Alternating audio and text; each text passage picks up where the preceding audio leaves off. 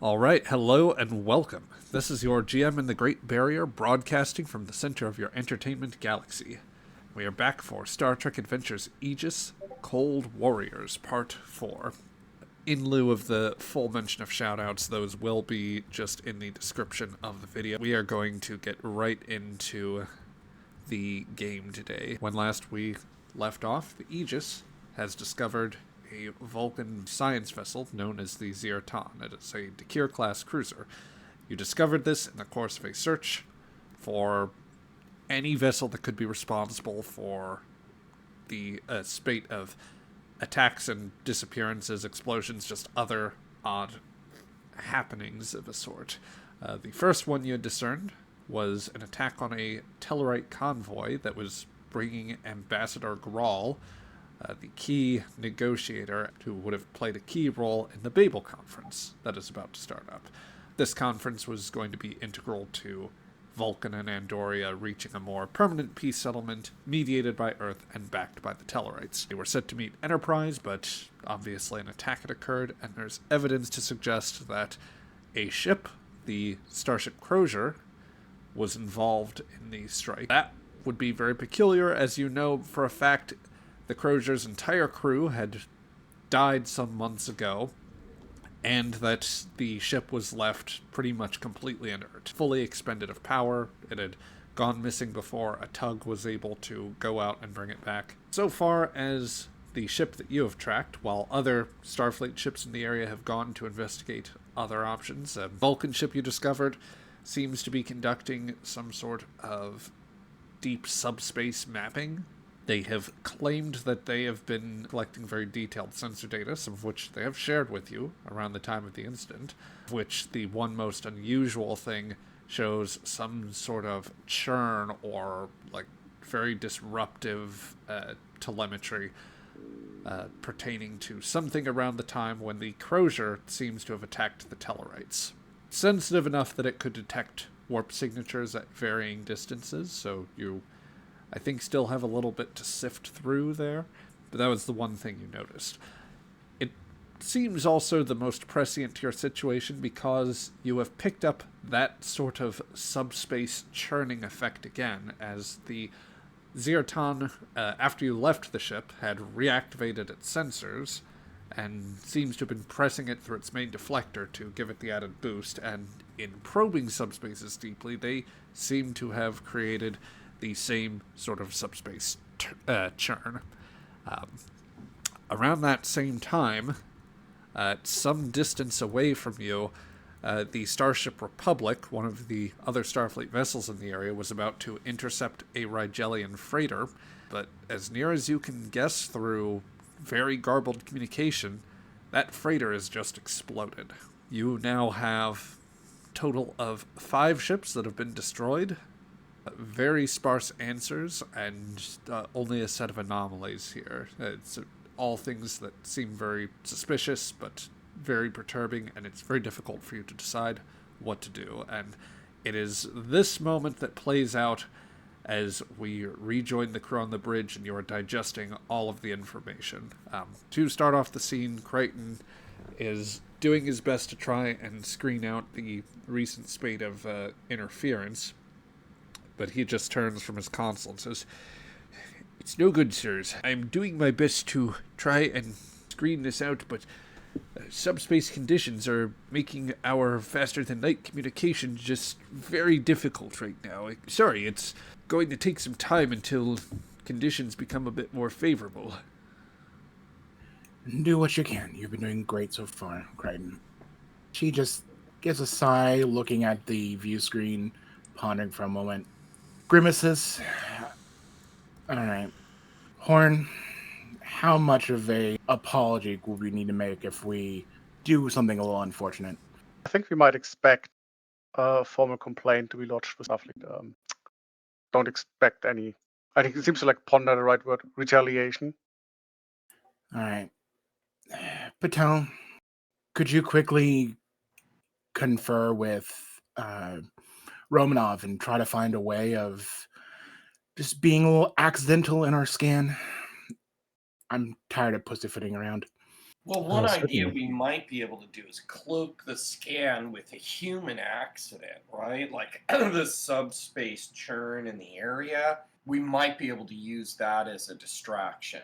In fact, we might be able to use that to stabilize the scan, maybe. You have 5 minutes. Conley, can you slow to 1/8 impulse as if we are slowing into in order to warp or something? She shakes her head. Aye, sir. Reducing to 1/8 impulse power. In order to sell the deception, I guess, for lack of a better word, would it be possible to simulate some kind of an overload in our power system? That's what I was going to pitch. And yes, I believe I can do that. I think that you could make it look like there was some sort of power overload, and We could vent a little bit from our ram scoops. I would say that should be a daring and engineering roll with a difficulty of 2, because you are basically creating an advantage. That will also be assisted by the ship's engineering and engines. I am going to expend 3 points of threat to raise your complication range up to 3 just before this rolls. All right, it's time to use Well, we're your doing this on the information. fly. Now, I have, there appears to be 3 momentum on the table. Yes. I would like to at least spend 1, and this is kind of like some Vulcans being uncool. I would use many other words, but we're recording. And she's clearly been exposed to edge runner Vulcans who probably were already following ideas of the Kirshara. And maybe they hadn't read it, but certainly his followers were out in the desert. You could argue my mentor was, he trained a human. That's pretty edge runner Vulcan stuff. So, all fair. This is kind of like, she does not like the mainstream Vulcan culture that exists right now. So I want to apply value. I want to outsmart them because they're not truly living up to their own ideals. Revenge is a dish best served cold. Or every problem has a solution. I'll take either one. Yeah. I suppose there is a certain logic to the revenge notion, but it's unclear, I suppose, if they've exactly wronged you. So I will allow for every problem to have a solution. Okay, let's use that one then. And this is daring and engineering. Yep, your complication range is 3, and the difficulty is 2. Cautious engineering. Okay, so I can re-roll when I buy 1 or more d20s by spending momentum. Yep. I can re-roll a single d20. So guys, if I bought, but I don't know how much momentum Patel is going to need for the scan. Is very good at scans, and I get re-rolls. So yep, and Aegis is also very good. Yeah. So I would suggest that I actually spend 2 momentum. That way I have the capacity to re-roll 2 complications. Well, right? Allow me to correct that just slightly. So first, it would require 3 momentum to get 2 additional d20s, but really you only need to spend 1 momentum to gain the benefit of, or I think that it's a... The re-roll, okay. Yeah, I think that's just for a single purchase there. Focus with your electroplasma power systems too. Oh yeah, if you've Romanov, I think does have that, so yes, that would apply. Here it goes, and obviously electroplasma power systems with a determination spent. So that's 2 successes. Okay, that is good thing we can't to re-roll that. 4 successes plus a complication. Okay, now I can re-roll that d20, right? Yep. Yes. Okay, so you want just a manual 1 roll. That's yeah, a task you can just roll with 1 dice. Correct. And do I leave the complication? Yes, I leave you the do. Complication 3. Okay, here we go. Praying. And at least it's not a complication, and I've got 4 successes. That's 6 successes with my determination. And let me roll for the ship. We're going to spend focus on that. That's what I was about to say. All right, so before... Okay, so just real quick, just to evaluate that, with the spend of a point of determination to give yourself the automatic critical success, Brian, you were correct that you have 6 successes. The difficulty was 2, so you net 4 points of momentum.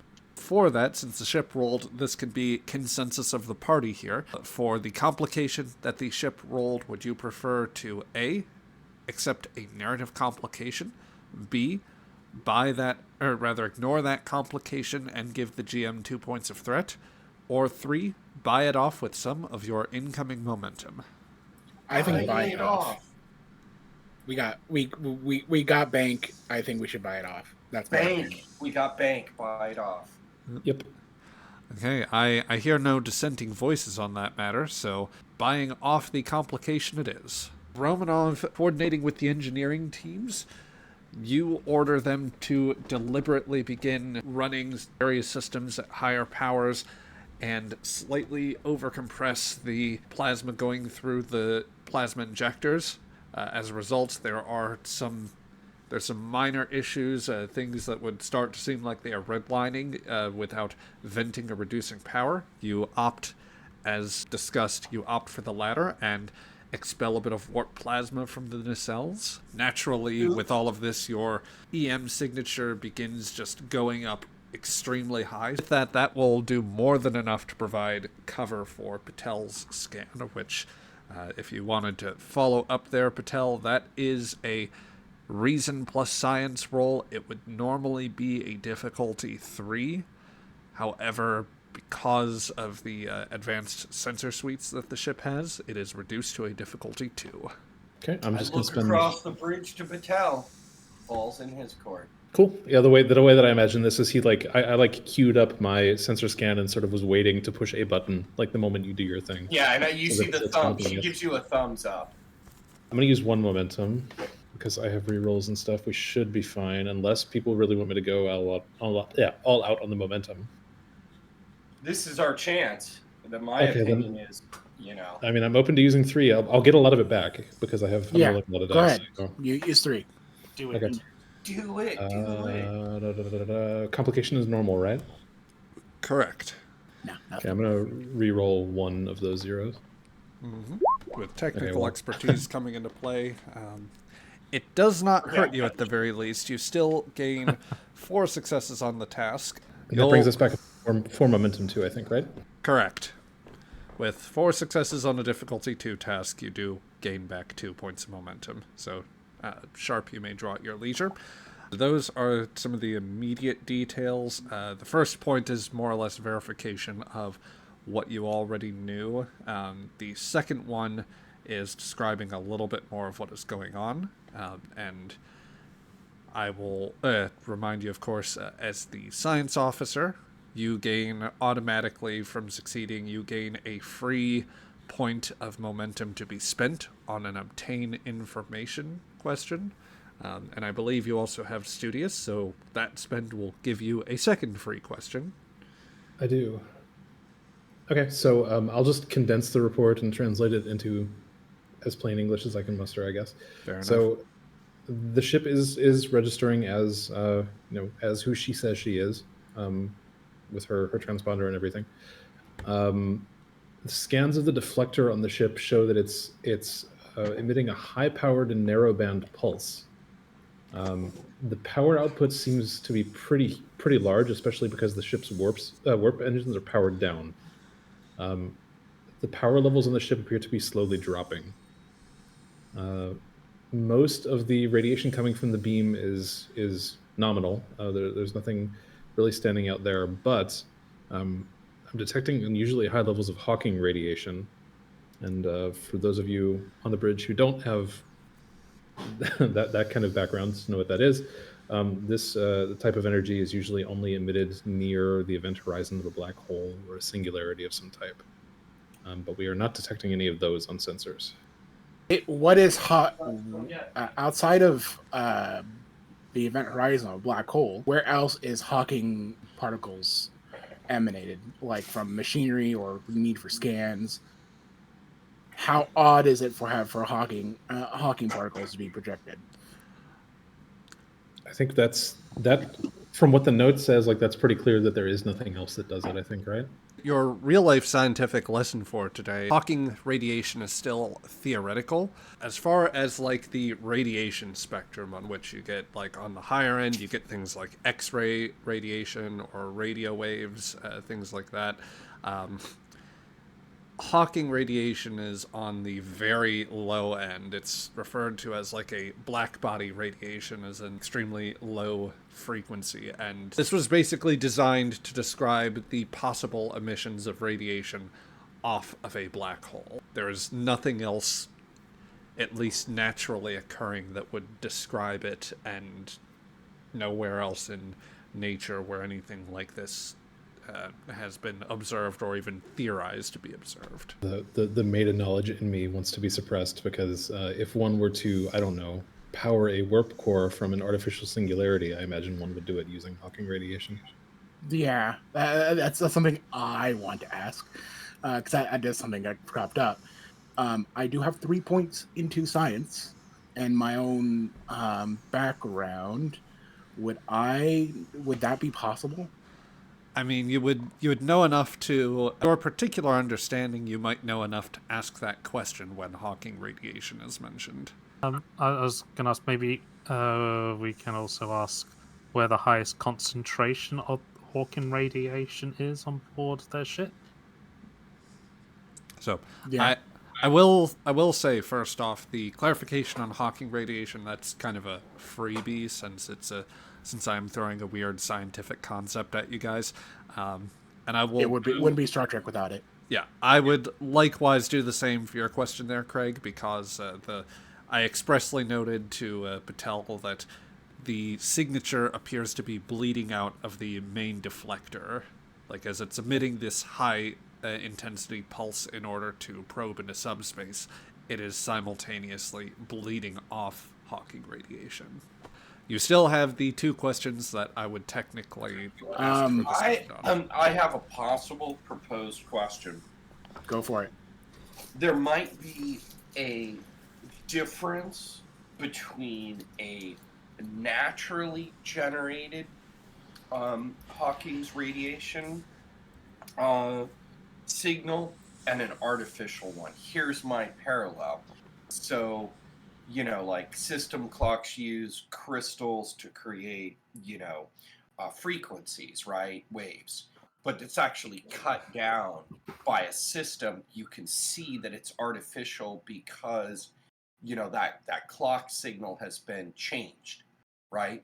So engineering changes the way signals come out. They'll be in tighter bandwidths and they'll have more delineated starts and stops. Is that a potential viable question? I would definitely say that could go on the list if you want to spend for that. Okay. Also, one thing I wanted to note before we posit more questions potentially, I think I overlooked in the report that the levels of the crew, like the life signs on the Vulcan ship, are quite low for what they should be. I think we noted that in the last session too. They only have a couple dozen people on board. Very strange. Sharp would pause and look over Hawking radiation. If, and this is a theory, Commander, if an engine was built specifically for 0 point energy, could you tie that to such a thing? To produce Hawking radiation? Are you asking me or Romanov? Asking either. This basically opening up the question of, could this machine be tied to a 0 point engine? The question that the captain is postulating is a highly theoretical one, an intriguing one that you can talk through in character, of course. So go right ahead and with however you were going to answer. I mean, before I'd make up canon or anything about this, but I feel like this would be one of those things that we have only just relatively recently gone from theoretical knowledge to actual proof that this radiation even exists. Mm-hmm. So I think Earth technology is probably going to be we have no idea what we could do with this. That checks. The What comes to mind to me is always when they have something weird in Star Trek and the engineer/scientist is like, yeah, sure, if we could create a black hole, if we could contain the massive uncontainable energy, if we could siphon the energy coming from it, even though there hardly is any, if we could this and this, then yeah, sure, theoretically it's possible. What do you want from me? This is insane. Does Shira know of any instances of Vulcan vessels having used Hawking radiation in the past? 0.0 engines or reactors. Near as Shira would know, there has never been a report of a high command vessel or any Vulcan vessel, really any ship that the Imperial Guard has ever encountered to use such a power system. And would be annoying to have meta knowledge of anything here. Also, so is this dangerous? Sorry. Probably Horn is probably asking this out loud. So is this dangerous? Potentially. Commanders, I need your answer. Theoretically speaking, Hawking radiation should be quite dangerous to living tissue, but since it's such a relatively new phenomenon, or newly discovered phenomenon, I don't think anybody's thought to put a lab rat up against a black hole and see what happens. But could this be powered or be... I'm talking wrong person.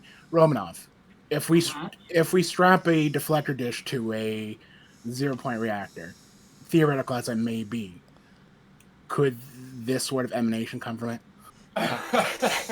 And please tell us if we're getting too far up our own ass with metagaming. I think that I'm just going to say Felix's instinct on the if all of the above were true, then yes. Mixed in, of course, with the fact that, as Patel has noted, this is a very new, like the actual observation of the phenomena has been recent, and nobody has talked about practically engineering anything with a singularity. That said, I think that this is kind of the precursor to the question that you, Brian, had in mind, and that might be occurring to Aleska as Sharp, asks her about that. This is the science fiction within science fiction right now. Yep. So, two things to answer that particular question. One is, based on the brief observations that the sentient species have probably shared and we would have in our files, Hawking radiation from a black hole would be pretty intense, even if it's a low-level radiation. The amount that we're seeing here, could it have been more likely generated by something smaller? Meaning the amount of Hawking's energy, say, based on saturation in a grid, would tell you maybe how much was emanated from a point. And my question is that artificial from a deflector array or a similar piece of technology? Is that a viable question? Let's go ahead and expend at least one of the questions on that, since that may influence how you say things. And as the captain is talking you through this, and as is Patel, your mathematical brain is working. You are considering the possibility of a hypothetical engine that would power this, and it occurs to you that there might be there is likely a way to differentiate, or at least discern whether Hawking radiation, whether this would be an artificially generated situation. Okay.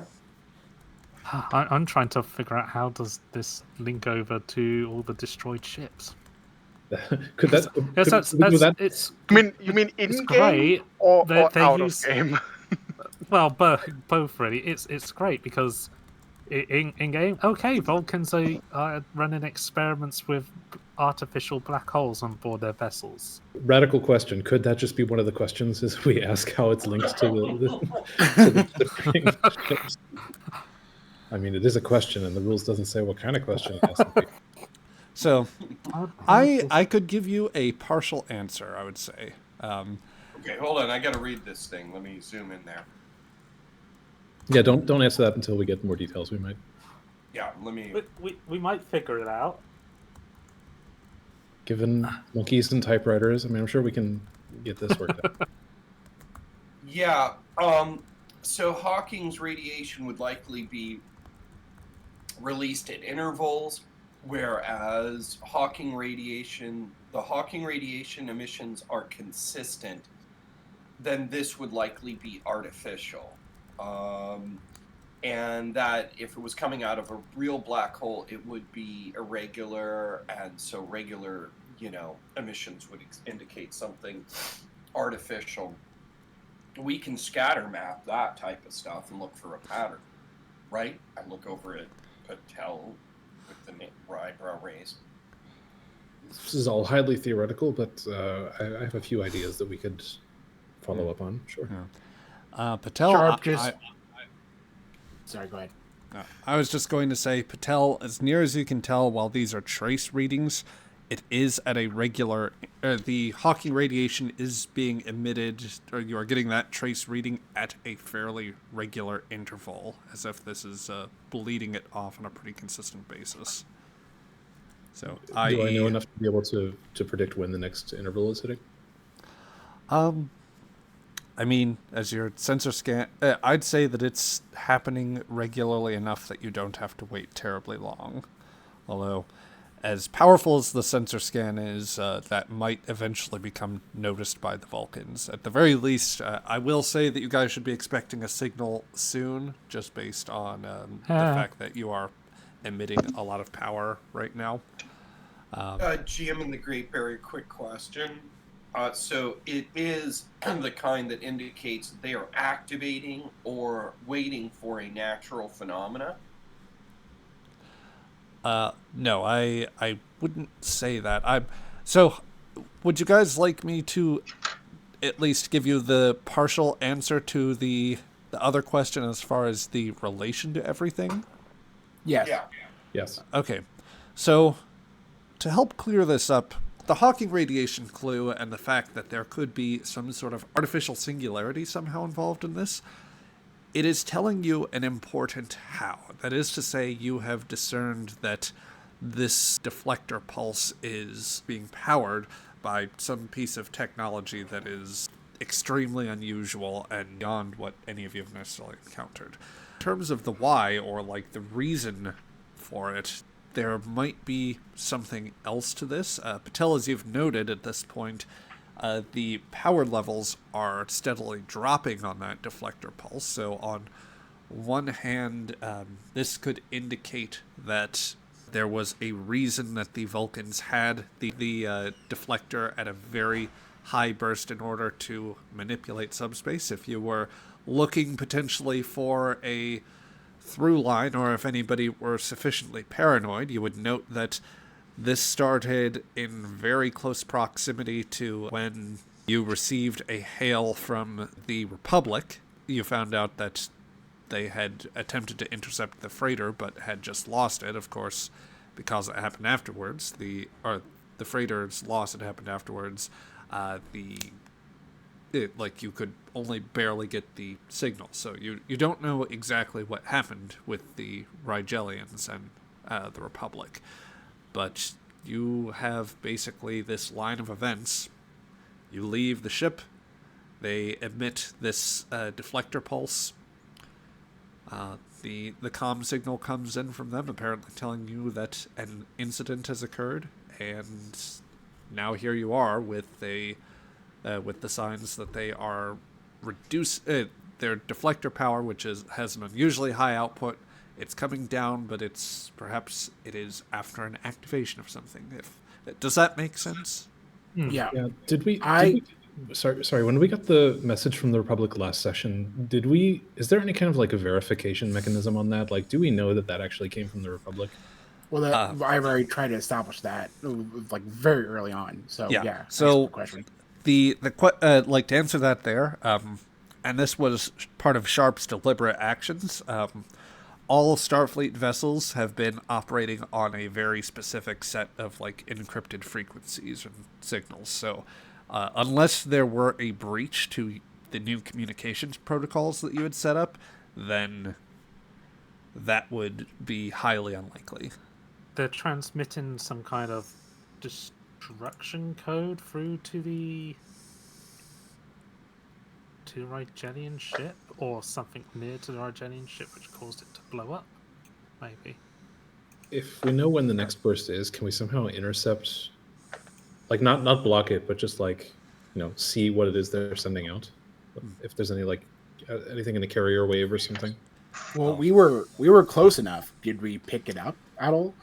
I'm going to say that with the protocols that you were observing as you were departing the Vulcan ship, Crichton has not reported anything of the sort. At this point, Perhaps- though... Go ahead there, Shar. Perhaps it'd just be enough to activate this device if you've got some kind of sensor or something on board the ship you're transmitting to. It's just trying to pick up when this thing goes live. Wouldn't have to transmit a code or anything. It's just like an on-off switch. Also, the question is why they're doing it while we are here. If they're that much confidence, or is it something that needs to happen on schedule? Maybe they had to do it. Maybe they realized they needed to destroy that Rigelian ship. Although there's a question of what on earth was that Rigelian ship they had to destroy.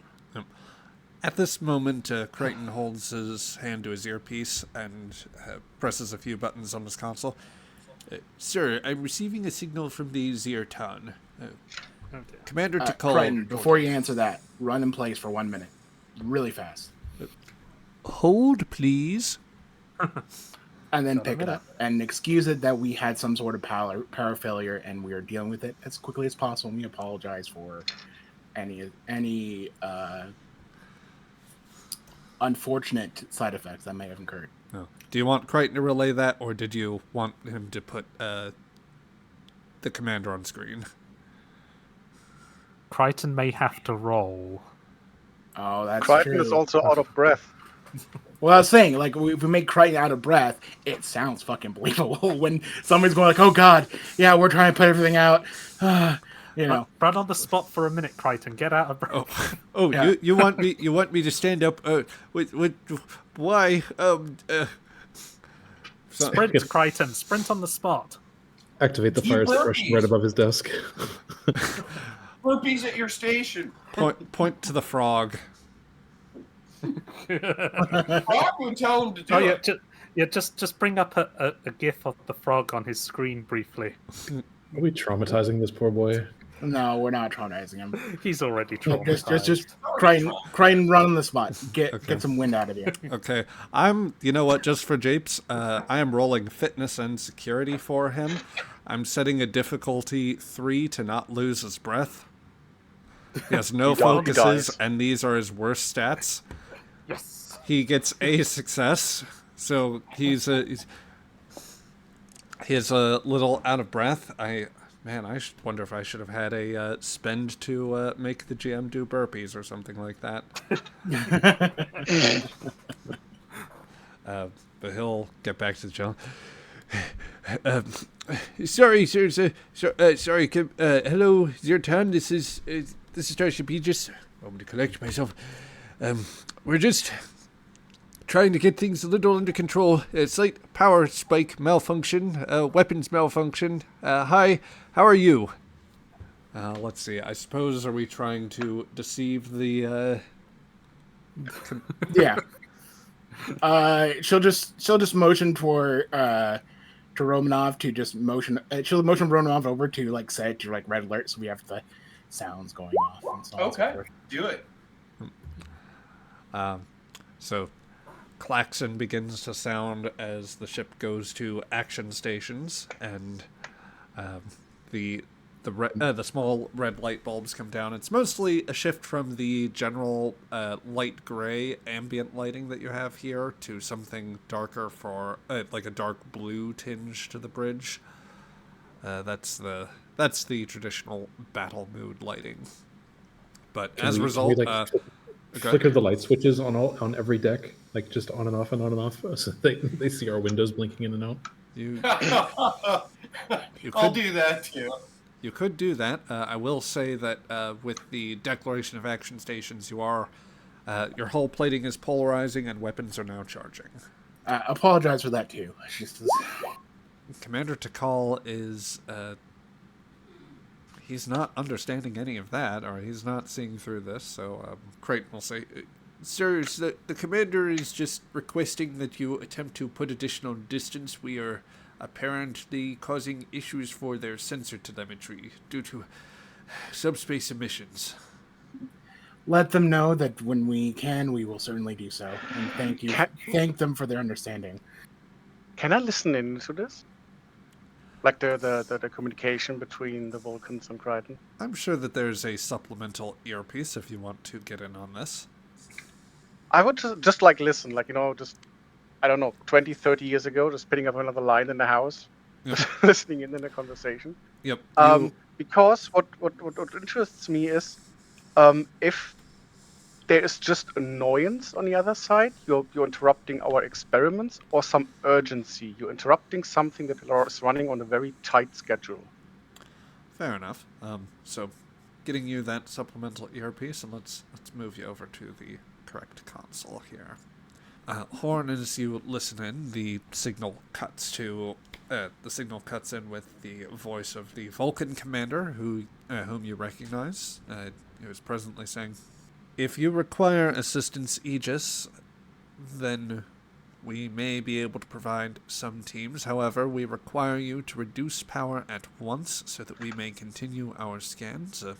As it is, your arrival has already disrupted the timetable on which we were analyzing subspace. At this point, continued emissions will further skew our data and may force us to extend our mission by some weeks."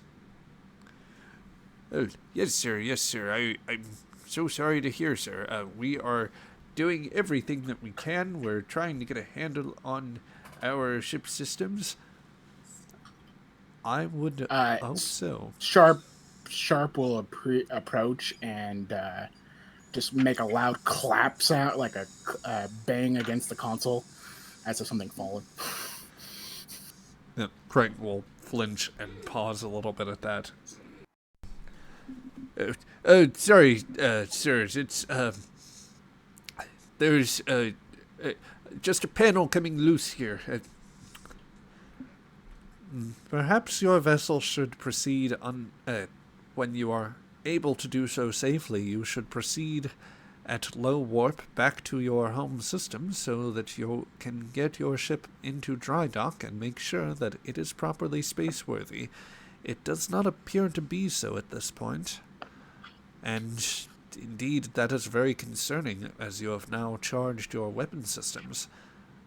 Oriented the wrong way, you could pose a danger to this ship or to any others.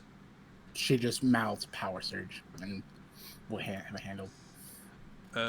Yes, sir. Sorry, just a power surge. We'll find ways to alleviate this and try to route it somewhere productive. But don't you worry, sir. We are on it over here. Very well. Proceed on course and just do what you can to reduce I cut it off. Yep. As if we had the sun cut out. Romanov, find a few gremlins, would you? Sure. Add more problems and sensor readings to our stuff to validate the case, right? So I guess the question is, while you're doing that, what exactly are you... So what are you thinking at this point? Or does anybody have an idea of how they want to proceed? So you're putting on a song and dance to justify what you've done, but... Well, I'm giving a song and dance to justify us staying here for a moment, for a little more time and being interference to them. Because they're waiting for something and they want us out of the way. Yeah. And we need to be here to see that. So. Well, on top of that, it seems like our presence is messing things up. So the best thing we do is just continue to mess things up a little bit, even if it's just a little longer, while we figure out what to do. All right. Got ourselves maybe a couple hours. What else can we do? What do we need to look for? Certainly there's something going on regarding the Hawking radiation. And certainly I am sure we can ask for some assistance once we have a few problems that they may need or we need their help for. But I got some. She got size from them. I got some. But certainly, I am open to suggestions on how exactly we get more information from the ship, if we can. I think I've got something. All right, Okay. Romanov. So, question for the GM. So you said there was like this subspace, disturbance area, right? So, the effect of the the deflector pulse, which they allege they are using to boost their sensors, given their subspace mapping mission, they have, in initiating the deflector pulse, they have created a sort of churning effect that is making subspace choppy or disrupted. So that is playing out in different ways. Your communications being faster than light, they use subspace as a medium, so they are much more choppy. It's probably not enough that it would make warp travel dangerous necessarily. If anything, you pose more interference to them, at least for their sensor work, if you were to go to warp. Though you might notice something if you were jumping right to high warp. A little bit of turbulence. Question: was this? I forget what we established. Is this Earth space or is this like no man's land? Technically, it's more. I mean, it's kind of considered Earth-influenced space, but it's far enough out that they are. It is practically no man's land. So, International waters. Yeah, but either way, we have two. Basically emergencies. We have the destruction of the Tellarite ships and now the Regelian ship, and we have this science ship here who's just making waves for no reason. Surely there is some kind of like maritime law or whatever that says, hey, you guys should probably not make waves in the pool while people are drowning in it, and we can compel them to stop somehow, or give them an ultimatum to postpone their research until we figure out what's going on with these ships. Because if it looks like they're causing these subspace things, or at least making it more difficult for us to investigate what is basically a crime scene, then we can't go anywhere and do anything. Like there may not be part of the problem, but they're not helping the problem. Can we gaslight them in believing that they caused our problem? You can attempt any one of those things, be it the order to cease and desist, or trying to convince them that they are the responsible party in some manner. Granted, they may react differently to all of those measures, so that is up to you. I'm looking for group consensus here because this is a lot of pressure on the captain. Well, that's what the captain does. I know. I'll make the final say, but give me some arguments here. What do we what can the characters even make of them? Like, even though it's the weirdest radiation they could possibly emit, but also, what does that mean? Well, I was about to say, let me ask a question to the GM on this. So, I can see these patterns of subspace, ripples, effects that are going off. I want to look at this from the point of view of, okay, I know a rock was dropped in a pond because I can see the ripples. What I want to try to do is deduce intent, because we've already opened up a subspace, opening with a harmonic key. She's kind of knows and she has an idea about this kind of stuff. So perhaps these ripples are created because they're attempting to go deeper into subspace, which is maybe where the Hawking's radiation comes up. So my question might be, what could they be attempting to access in subspace if they are doing that? Because it sounds but like they're targeting ships though with it. That's the thing. It's not so much of like they're accessing something. It's they are aiming this at various ships, creating some sort of signal, and it causes a detonation of those ships. And are they? Did we establish that? Then we need I to mean, prove. Oh, But no, sorry. but it happened only to one ship, and the other one was a Crozier. So, yeah. So they tried it on one thing, and it detonated a ship. You could be right, I guess, but I don't know. It's a lot of questions. I have no idea, to be honest.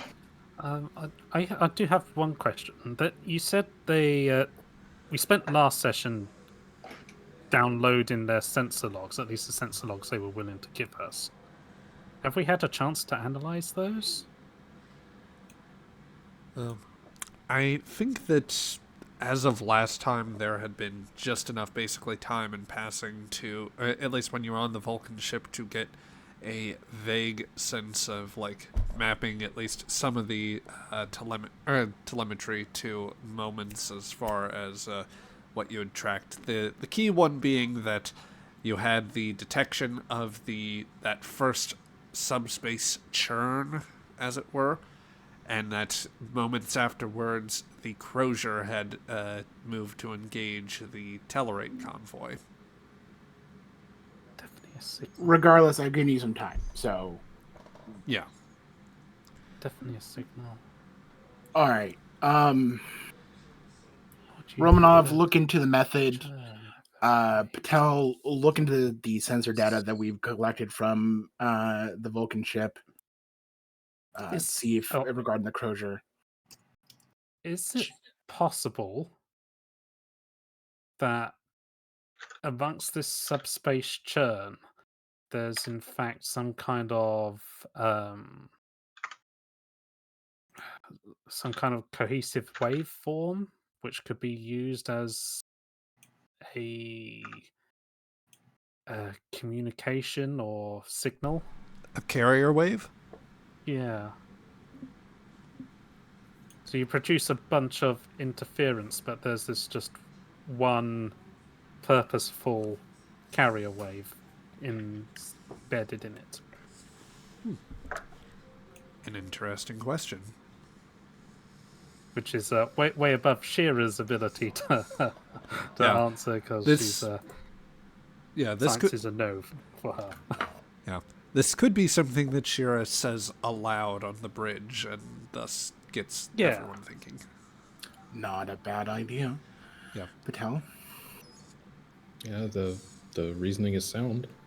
Look into it. I suppose we'd have to look for our sensor logs and their sensor data and see if there's anything in there. Shira, I want you to help out Patel and to look more into the Crozier, but also this carrier wave idea you have. Horn, if you can help out Romanov into looking the method in which they're doing this. Okay, methods. Sure. Just to make sure that I have a sense of what you guys want to do here, or who is trying to answer what question. I have at least, sounds like Romanov. We have a ton of questions. We're trying to get them all answered. Yes. So Romanov is trying to answer basically what is the deflector pulse doing? Yep. Beyond, or what could it do besides, as the Vulcans claim, boosting their sensor range and allowing them to scan deeper into subspace. Do I have that accurately? Yeah, and that would be some form of subspace gravitic lensing. Is that what they're kind of they've been trying to pitch at us? I mean, that would be the only thing that would make sense. Right? You could use gravitational lensing is a known phenomenon. That would be bending space, right? Well, they're not trying to bend normal space-time as you know it. No, they're not trying to bend. But I guess my question is, could they be using it in the same idea? Lenses allow you to compress an image or a reading, that you wouldn't normally be able to see, right? So are they lensing? Is this I guess this is before I make the roll. Is this look like they might be doing some kind of lensing effect? Okay, I'll bear that in mind with the question. Okay. Then on the other end, it sounds like Patel was at least set to be working on one question, which I have already forgotten, and I apologize for that. That was the Shira idea, right? With the carrier wave. Yeah, also to look at more in detail regarding, because we're trying to find the warp trail of whatever tugboated or towed the Crozier and sent it into ballistic or near ballistic. Okay, so I think that I feel like Romanov's role deals a little more with Shira's question as far as the cause, whereas for Patel that would be that's more Okay, all right. Well, let's switch partners. Yeah, Horn help out Patel, Romanov or Shira help out Romanov. There we go. Absolutely. Zach, I have a. It's technically a meta question, and I'm very careful how I phrase it. Since we are already scanning Hawking radiation, is this the only place where we detect it? This is the I will give you guys for free. This is the only place nearby where you are detecting it. There are no signs of any similar phenomena anywhere. The only place that you are detecting Hawking radiation, particularly where it shouldn't be, is this Vulcan ship. They are emitting it. They are doing something with it. It's not a singularity projector. We've already got that dismissed. Oh, no, the So idea I was like, oh more shit. Oh, no, there was the other idea if there's maybe more of them. Oh. But that's meta question. That's why I said it's a meta question. Yeah. Yeah, I also thought about red matter too, and I was kind of like, is it red matter? Fuck. So I will also very broadly open it up here. I'm going to borrow a little bit from the core rule book and just say that we kind of have we have the scientific method issue going on, which for those unfamiliar, the core rule book does allow people to basically synthesize a few ideas when they encounter a complicated science problem, and that broadly speaking, the GM does have the prerogative of articulating whether things are on the right or wrong track. I can't give all the information in that case, but I can give you some help in that regard. So as far as everything that has occurred to this point, I will go ahead and say first on the like direct deflector related questions. Brian, I don't know that how the Vulcans have not described to you what they are trying to do precisely with their subspace mappings, so there's nothing to be said that can really speak to, I think, the gravitational lensing question. Indeed, they might tell you that if you ask them, but it's very you wouldn't have anything more than the beginnings of like a possible working theory, but even then not enough without understanding more about the type of technology. It is, however, possible that the deflector pulse they're using, it could carry it could extend the power of their sensors. It could also be used for a carrier wave. So Shira, that is a potential right track. I will also say, just to kind of expedite things, that the parameters of the telemetry that were given to you by the Vulcan ship, they, as you would have observed at Patel, they gave you a segment. That segment basically includes the last few days, and it was very near that start point that like the Tellarite convoy was detected moving from their space to the rendezvous with Enterprise, and that I think in the previous couple days that they had moved to intercept, and that's when the Crozier incident happened. That's when the subspace churn happened. So in the spirit of this same like scientific method thing here, are there other things that people want to confirm in the way of like what is going on mechanically here, or anything else? No bad ideas here. One bad idea, blowing up the ship, but for whatever reason, they're using that subspace carrier wave to or subspace thing to explode these ships. Do we think that they're doing it deliberately, or is it like a side effect? No, it's definitely deliberately. It was a targeted attack on the Tellarites. The Rigelian ship is a big question mark. Perhaps that was going to be a second attack, which the Republic has just stumbled upon, and they had to get rid of it quick. But the one on the Tellarites using the Crozier was definitely a deliberate assassinate Ambassador Graal, and possibly sabotage the peace process, or at very least remove Earth as a third party in the discussions. One thing that in the like Discord chat that we had over the last couple of days, weeks, whatever, I can't find it anymore. I forget who said it, but somebody mentioned something that I kept remembering, and that's like something about how like the Vulcan crew seemed very, very split about something. Like it seemed like that there was a lot of tension or like conflict happening there. I can't find where that Yeah, was. no, I'm making that I up. may mention it. I may reference to it. It because was.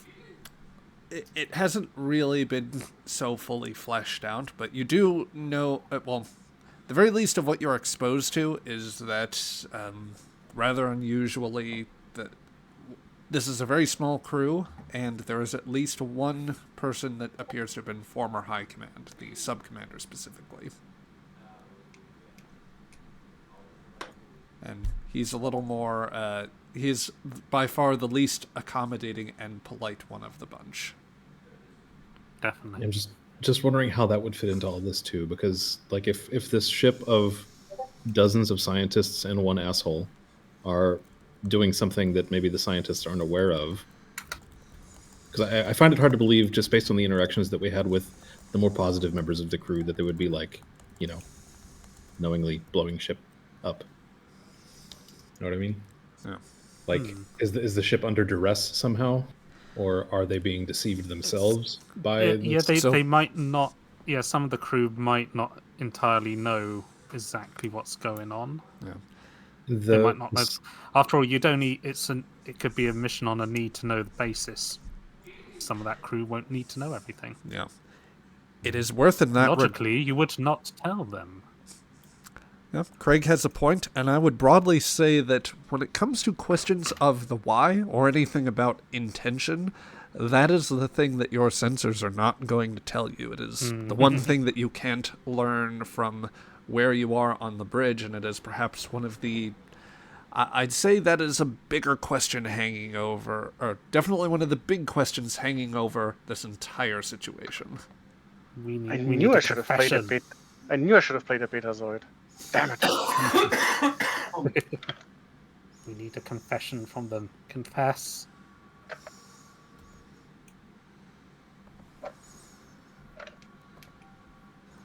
Okay, let's see. The thing is, I don't know how to approach any of this, because we have nothing. We have a ton of weird things. Sorry, go ahead. I think we should try to resolve this subspace carrier wave thing first. Yeah. If we can find that, we know they are transmitting something and therefore are directly connected to these explosions. If we can't find that, then we know to go in another. We know that's a dead end. I think it's a really good idea. Very good observation, Eula. And it may also give us the data to say, this is dangerous. We'd like you to stop this research until Earth Command has a chance to look at it. It'll also give us perhaps some actual evidence that if their involvement, and we can confront them with it.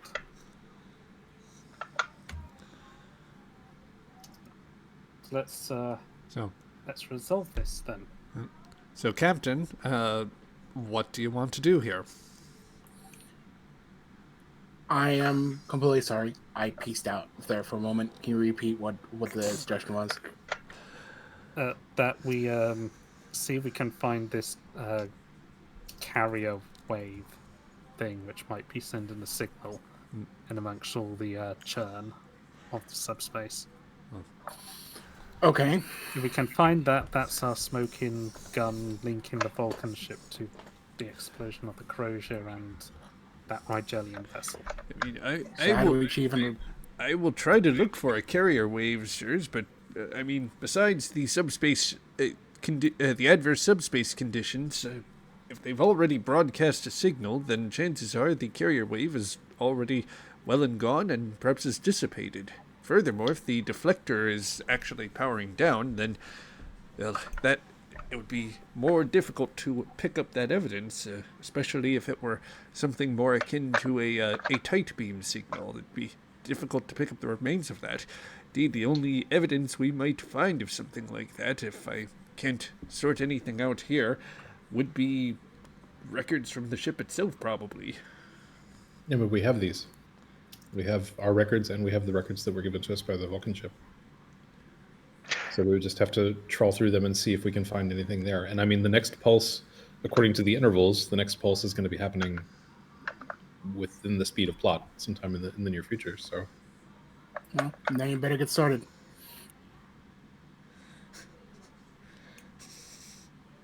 okay, I'll pull up on two monitors, one sensor log on one monitor, and then the Vulcan sensor log on the other, and invite anybody who wants to come help over to my console. Yeah, I'll go over. Okay. Yeah, might as well. All right. So Cross-referencing and timestamps and doing all the computery CSI stuff. Enhance. Yep. Enhance. Enhance. Magnify. Enhance. I- Oh, look. I- the Now we picture have got a magically now clearer. we have a very big A on the screen. How does this help? a very Enhance. big pixelated egg. It's just text. It's like, why are you enhancing? What are you doing? Just enhance it already. Oh, Shaking it- the computer. Just make it Enhance. 4K. Come on, it's not that hard. I feel Zoom like in on- I feel like we can't see the forest from the pixels. Oh dear. Zoom in all the way on one tiny little pixel, and it just like blows up into an image of like a Vulcan smiling at us or something, giving us a little gesture.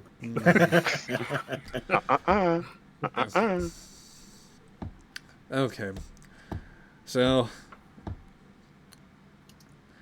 I'm attempting to rationalize giving you the information you are looking for through the avenue that you are talking about. Would it help though you if I it- tell you that I'm completely lost? Yes. I am also just it's that thing of like we're getting a ton of info, and yes, like as much you're trying to like string us along, Well, I'm still spacing out. A little bit. Maybe if we spend 2 points of momentum, we can create an advantage where maybe the Vulcans have not Divine intervention. entirely removed all evidence of their involvement in this from the sensor data.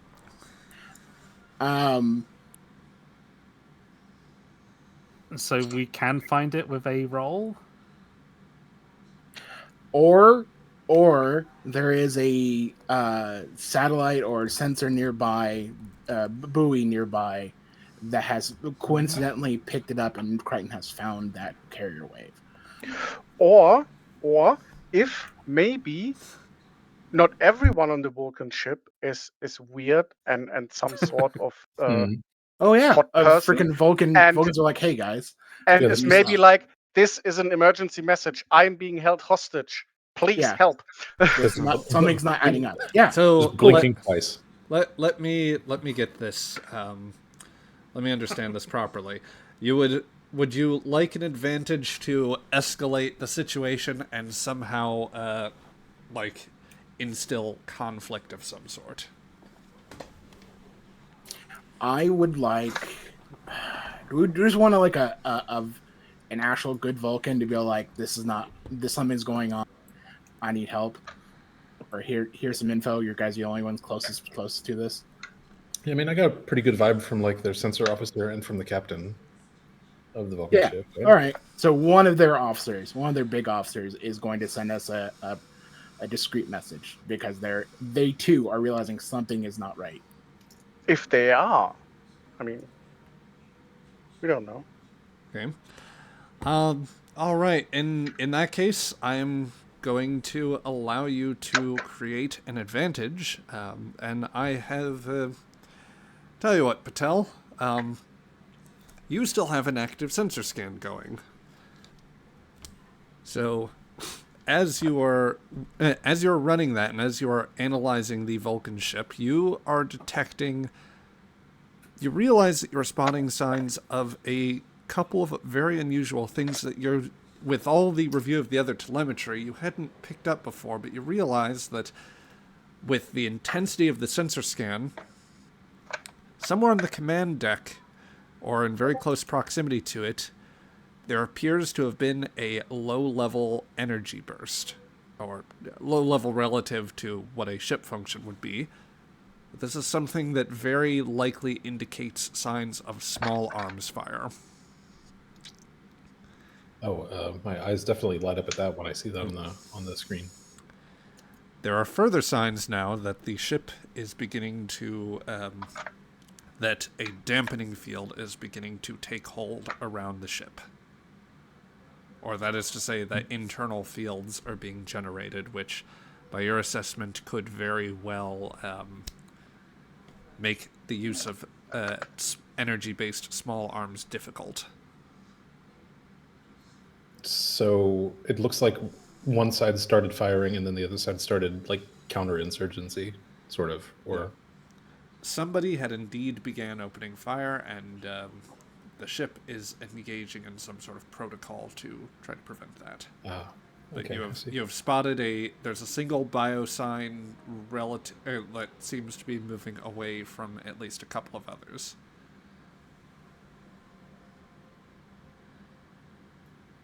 Can I put that all up in like a cool infographic on the screen so that everybody sees what's going on? Yes. Like seeing the dots moving around in corridors and this exactly. Yes. Well, the GM did not prepare that. I did not have that cut away, so we are going to instead have this beautiful exterior shot of the Aegis cutting perpendicular to the Zirton. Awesome. I didn't think you guys were this stupid. Yeah, this desperate? I think the word is desperate. I'm really sorry, Zach. I'm so lost. It's okay. It's the GM's bad. Thankfully, the Modiphius system allows for the players to be like, "Yeah, we're too stupid. Here, but give us a one up here." Chuck us a bone, Zach. Yeah. You know, this reminds me of this meme I saw, I think, a couple of days ago, where it's like the players we are the most intelligent group ever. We've solved all the puzzles. And the GM, you seem like putting away puzzles for preschoolers, puzzles for high school. Yeah. I love the shot, though. I like the art. Very cool. All right. She'll just signal and say, or she'll just look at the Shira. Shira, get down to the transporter. Romanov, can you scoop them? Scoop them? Yep, I think I can probably do that. Look, can I control transporters from here, or should I jet down to transporter control for this one? You can. Whatever you can do better. Yeah. You would be operating at increased difficulty if you tried to engage the transporters from. If you tried to engage the transporters from the bridge, you would have to do it from. Going to the transporter room is best. Yep. Yeah. Race into the transporter room. All right. Get a turbo lift. I'll head down there too with phaser. Yep. Do we try to contact them? Crichton? Attempting to hail the. Am I hailing the Vulcan ship or the? See if there's a communicator on that individual. I will do what I can, sir. Two more. Sorry. Yep. Actually, Crichton, can you hail the ship horn if you can navigate and see if there's a communicator and try to communicate with them? We'll do two things at once. Okay, so Crichton calls the ship, and I call whoever seems to be in running? in a running and gunning. Yeah. Yep. Yeah. But guys, give me enough time to lock onto them. If they realize we're going to try to bail them out, be careful. Yeah. I might don't even know who we're bailing out. I'm just going to go ahead and say chances are you're not going to be able to reach the person trying to shoot and scoot just because Okay. it's like Fair enough. it is unlikely that you have comms set to the correct frequency in order Right. to do something like that. Conley, be ready to get out of here. Okay. So let's see. Connolly gets set to do that. I am just trying to find out what happened to our transporter room because we definitely had one of those, and The set people didn't know to set it up for this morning because this was unexpected and written in the morning. I mean, to be okay, first off, I feel attacked by that. Oh, no, it's not your fault. You had no idea what we were going to do. I'm making a joke. Yes. We had no idea what we were going to do. We had no idea what we're going to do. There's no way you could prepare. You do awesome. Okay, so let's see. Just making sure our transporter set is back and active. So we have our lovely X Astra Scientia sets there. They always do beautifully. I use them for all of the Enterprise-based sets. Let us get... Okay, we have Romanov and Shira down there. So the two of you step onto the scene and just moving everyone over. Sure, I imagine you're grabbing a few Makos too. Well, this could be... Main characters are allowed to do everything once in a while. Yeah, true enough. All right. So the two of you have made it, have sprinted down the hallway. After popping out of the turbo lift, you ran down to the hallway and found the transporter alcove where Romanov, you're quickly tapping the controls. Shara, you have a phase pistol in your holster. You may decide to unholster if you wish. I'll have it unholstered but not pointed. Okay. Let's see here. So, Romanov, this will be a control plus engineering roll, and it will be done at a difficulty of 3 because they are not on a transporter pad. Right. And I'd like to spend a momentum on this, guys. Our last one. Yeah. Yes, Okay. please. Oh, God. And I got nothing else to throw on that except a pitch for a focus. Okay, they're running through a ship. The interference in part is the energy systems that run, above and below the decks. Do my knowledge of electro power systems help me? Because I'm going to rule no. Okay, you can't blame me for trying. You can't blame me for trying. Yes, he can. 2 damage. Okay, then here it goes with one One momentum. slaps. Wanted to play this session my way. 3, well done.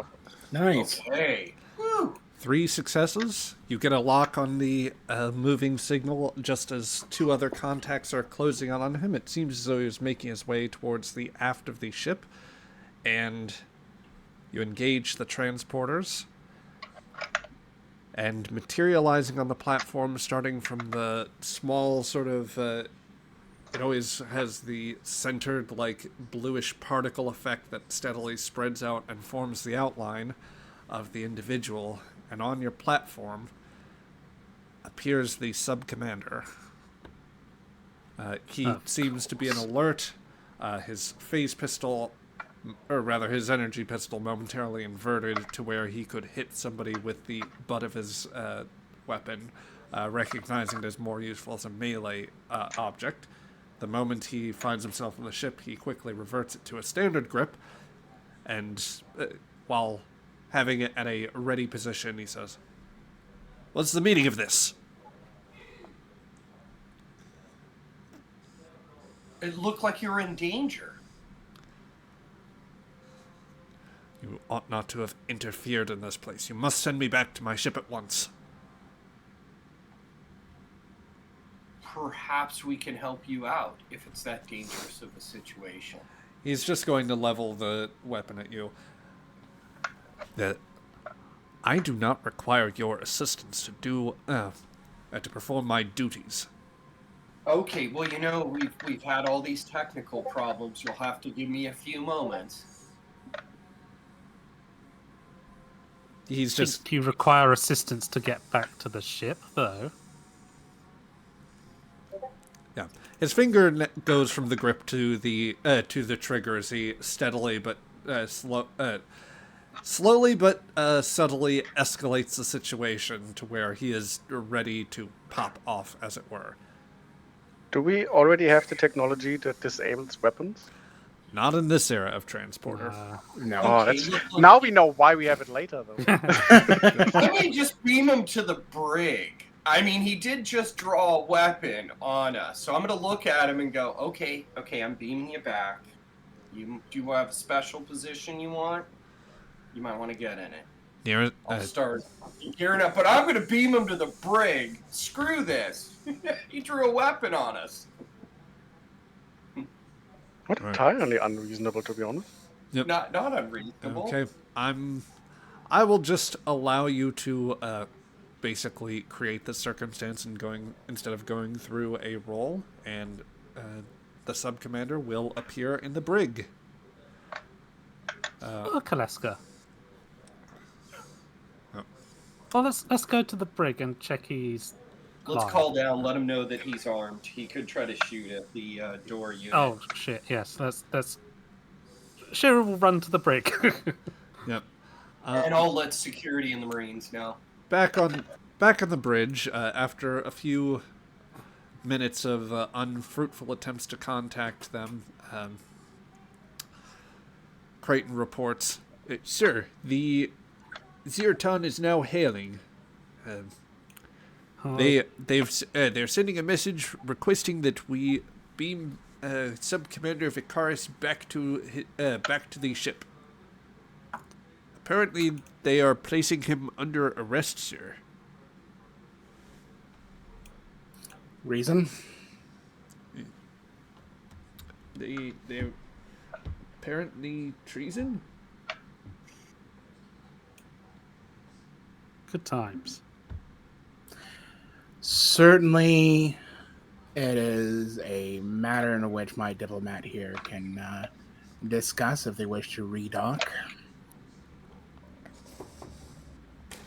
I would just tell Crichton some, not necessarily, kind of legalese, why this requires further deliberation. Like international treaties. Yeah. Well, I mean, they blah, blah, certainly blah. started shooting on our territory. So Yep. even if it's within their own ship, we took the matter in our hands. Yep. I will clarify. I used the incorrect term. The word I was looking for was mutiny. I mean, Good times. that is a different spin. Yep. Anyway. It'd be mutiny then. Yep. Creighton will say, "Sirs, Commander Tikol is being very insistent. He's requesting visual communication, sir." She All straightens right, herself Captain. out and then looks to Horn like, "Are you ready?" That should be interesting. Yep. Do you want to be in shot for this, Horn? You know what? No. But I'm close enough to just step in, Okay. So, literally. Yep. So the view screen will come on, and Commander Tikol will appear. "Captain Sharp, you have a fugitive on board your vessel. We require him beamed back at once." One of which I am assured is already in my brig, and certainly within Earth territory, I have within rights to designate his fate. You Well, have no rights certainly- over a Vulcan crew member in the service, and if you decide to retain him, then we will refer this to the we'll refer this to the Vulcan Science Academy and to our government. They will raise issues and consider you as harboring a criminal. The law will be on my side, no matter how long you attempt to stall it, Captain. I am sure you're well with your right to do as such, though I would think, someone as respectable commander as yourself would not like the reputation of having someone mutiny with on our ship. So certainly, if you're willing to, as the human colloquial be, pull that trigger, certainly that would be unfortunate.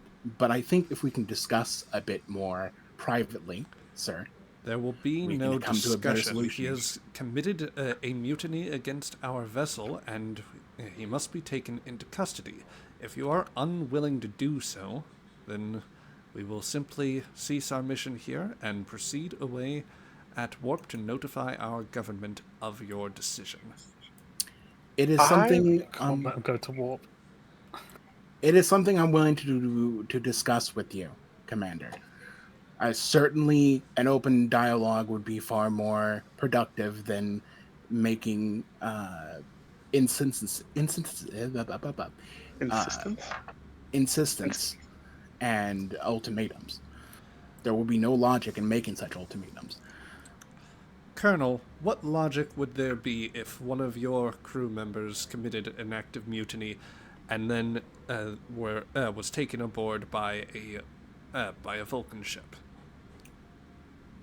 What logic would there be for that Vulcan commander to retain that crew member and to deny them of your ability to properly enforce your law in what they would claim is their space? Would you still not have an expectation that a criminal be returned to your custody?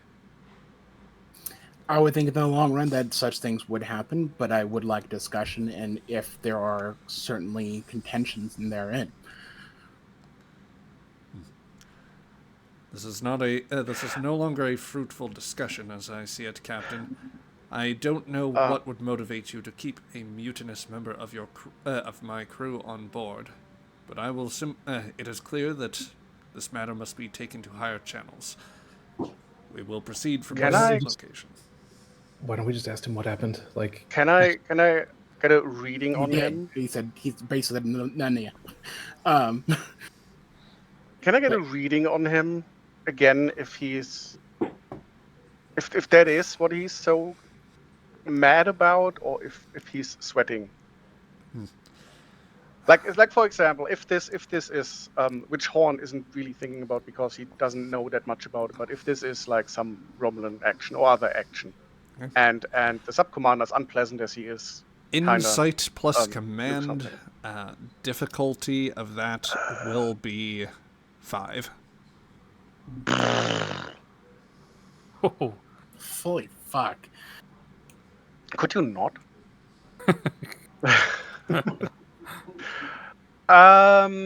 Okay. How much momentum do we have? 0. None? 0. That's not a lot. You could spend your determination to get 2 successes, and you'd only be looking at 3 from 2 dice. Someone might be able to assist you. Yeah, I'm just looking I can at what do options something we here. have. Let me help you out here. How good is your insight? Inside is 10. Ugh. Command 5. Oh, okay. That's 15. That ain't bad. Okay. That's pretty damn good. All right. I'm gonna use Spirit of Discovery and give us 2 momentum. Nice. And then I gotta re-roll. I gotta roll my thing. Give me a second. I find my character sheet. It's somewhere around here. There it is.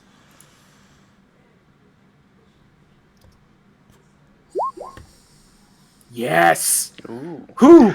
Okay. I keep my determination. Yes. Can I buy 1 die for 1 threat and 2 die for 2 second die for 2 momentum? Is that how it works now? Yes. Should I do that? Go all out?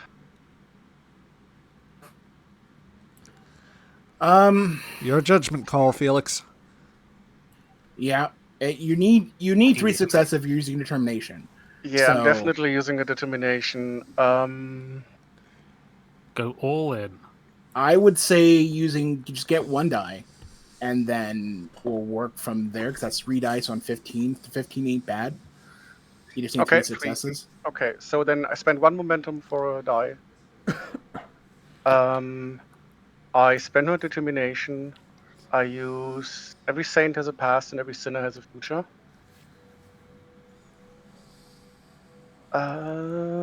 Focus, diplomacy. I'll allow. Excellent. So, guys, anything else I can pull? Any aces in the hole? I don't think so. I want to assist. How good is my insight? It's probably not the great. Insight plus command, it's 13. Anybody got better? I got 13, and we got higher. I'll tell you what. You can use presence and command to justify that your attempts at diplomacy with the commander are like trying to give. Okay. Like you unintentionally give Horn more of a chance to.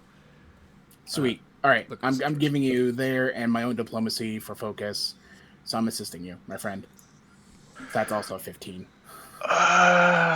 Well, let's just see how the die will fall. Yeah. Let's go. 3 successes. Yeah. We got 2. 2 focus back. So 2 that's momentum 7 in total. Okay. Yes. So that will give you back 2 points of momentum. Horn, studying the face of a Vulcan is always a difficult proposition, given their extreme restraint. But it is once again the matter of looking over extremely subtle tells, which is long as your experiences of knowing people and understanding what they are, you can pick up the subtlest twitches, the slight narrowing even of the irises as you kind of hone in on this. Tikal is showing sign. There is a subtle shift in his demeanor since the last time you've seen him, which suggests that if not, there isn't necessarily an anxiety, but there's something very cold about the way that he is operating. He is no longer. This is no longer the cooperative, and for a Vulcan, I suppose I should add the caveat, the relatively pleasant and accommodating situation. Something has shifted so profoundly as to suggest not simply, not necessarily anxiety, but some sort of determination that he has something to see through, or something to see out. Can I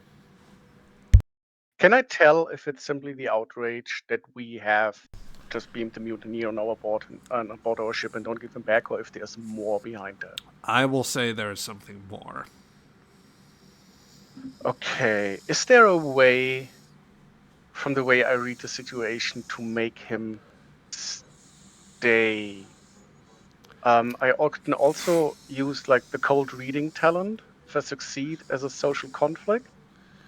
Which I don't know if you'd count that as a social conflict. I will. Cold reading, but maybe.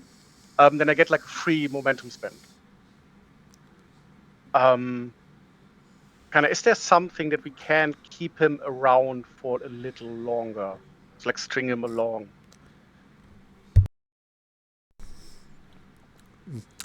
Let's see. Like if I tell him, we acted in the instinct to defuse the situation, but now that he beamed on board, he has requested asylum, and this matter needs to be handled delicately to not send international precedents. Perfect. That That is a perfect rationale. Yeah. Yep. Something like it, just to keep him here a while longer. Like something this will never hold up in court, but just like Yep. keep him here a bit longer. Yep. Then I would just kind of, while the captain is talking, kind of really take everything in, and then just when he's like kind of about to shut off, just kind of like glide on screen and just tell him exactly that. Excuse me, Commander. The captain tried to defuse the situation that has obviously escalated on your ship with the methods at our disposal. Now that your sub-commander is on board, he has requested asylum. Now, this is a complicated matter, but it needs to be handled carefully as free. Otherwise, we would send an international precedence that neither of our nations would welcome. I hope you can give us a bit more time to sort this out.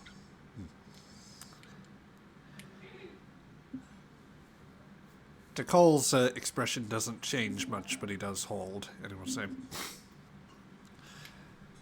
"We will relay a message to our government as quickly as we can. As I understand it, there is at least a... we could at least get in touch with our consulate on Earth. We'll extend this message to them, and upon reply, we will proceed from there. I expect if they deliver approval, you will provide the sub-commander." Of course, and I will function as an official witness to your complaint.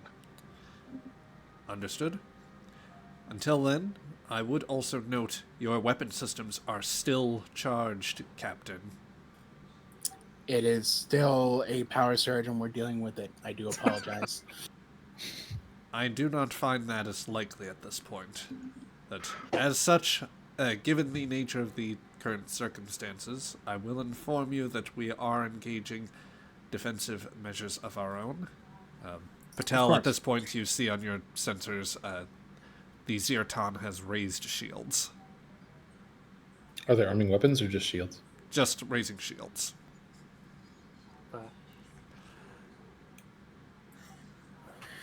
We'll have it handled within the hour. Very well. Zirton out. And he will cut the comms line. The screen goes dark, like Horn just stays motionless for just like a couple of heartbeats and then just turns around.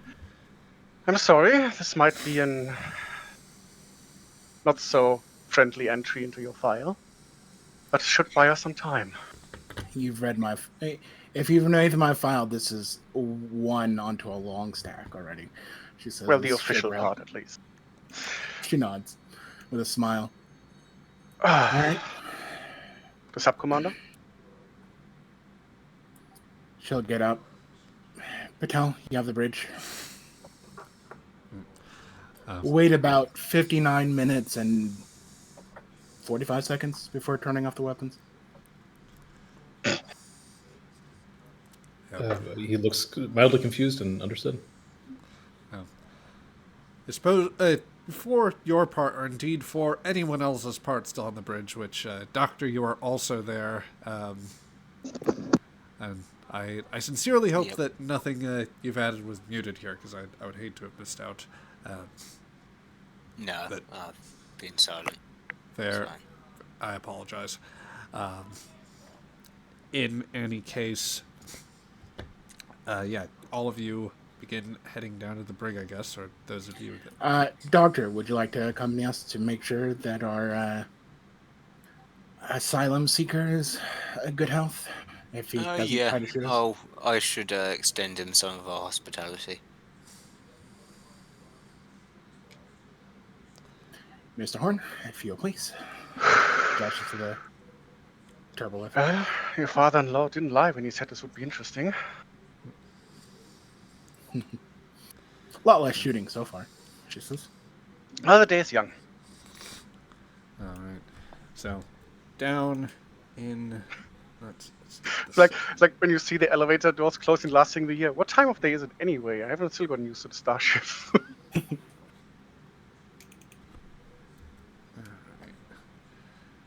Just trying to head on down. Move God. Tokens around appropriately. Because apparently my brig set has also disappeared. And Oh, Zach, Yes? they did some kind of update, and I had a bunch of stuff shuffled around too, so don't be surprised. That is, I bumped into that the last time I That ran. thing where the studio suddenly has an inventory change, and now all the stuff you prepared for is not there. You're like, shit, where to go? That's right.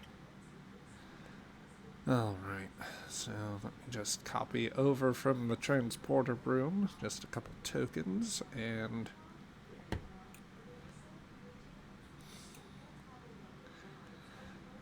Okay. So, as all this is going on, Shira, Romanov, you have made it around to the. You've made it around to the brig. Outside, there are a couple supplemental security officers. They will tell you that. Well, one of them at the lead will say, "We have a couple in already with him. The sub commander has at this point refused to release his weapon, but he has not breached the brig section as of yet." Good, well done. Head inside. All right.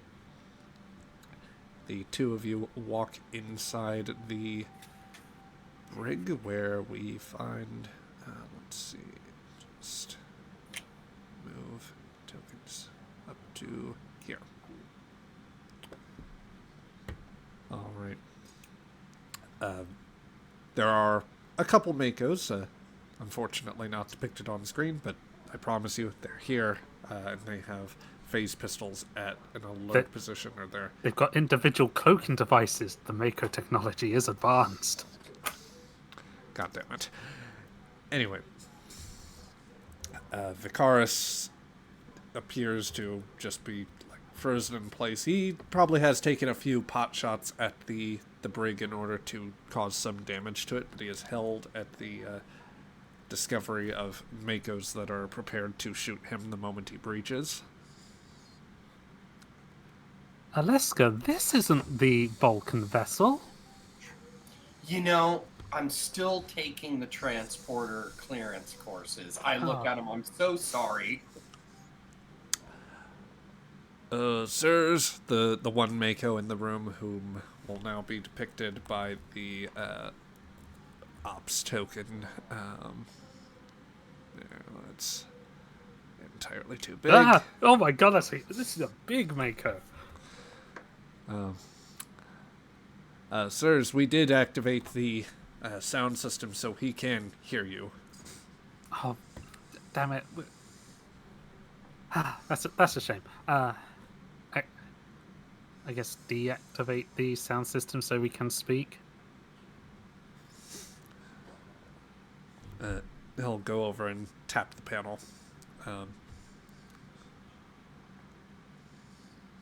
We wasted a really good introduction joke there. Oh no, he heard that. That's Oh, who's- he heard that. I think he heard So that. we'll retcon that. So sound system stays on. Vicaris says, I see that you've chosen to make an illogical decision and refuse to cooperate with my request. I should expect as much from the mix of Andorians and humans.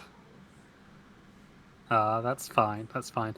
So, you want to tell us what was going on board your ship?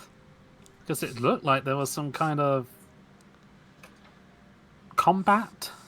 Considering it's a very small crew for that ship, it's unusual, don't you think? He pauses for a moment and says, I was attempting to act in the best interest of myself, my government, and of the broader galaxy as a whole.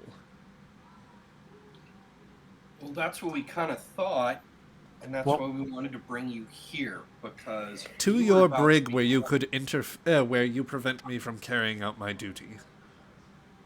What would your captain say you were doing? Undoubtedly, he would suggest that I have committed an act of mutiny by attempting to stop the measures that he was taking.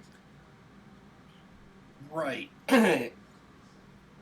What measures were you taking?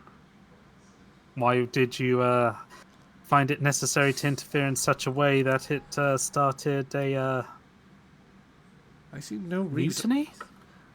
I see no reason why I should comply with any request that you have to place. You've not only interfered with my mission, which causes great danger to all sides, but, well, you are not an impartial party. I certainly am not impartial. That's true. As you can see, I'm actually quite enjoying this. But I would suggest that does this have anything to do with Tellarites? He'll raise an eyebrow at this. So, I've no means of confirming that exactly. Exactly. Anything to do with an abandoned Starfleet vessel? His brows will furrow this time, as he says. The craft that, if I understood the story correctly, there was... I'm actually attempting to remember whether you told him exactly what you had discovered of the Tellarite wreckage. I don't think it was brought up. No, Yeah, I'm we not tried seeing my notes. very much not. We tried very much not to give them anything. In fact, Yeah. try to see if they knew anything. Yeah. In that case, the Chorus will say, I know nothing of any Starfleet vessels besides your own operating in this area. And I suppose the apparent one's designated to a diplomatic mission of sorts? What are you contending?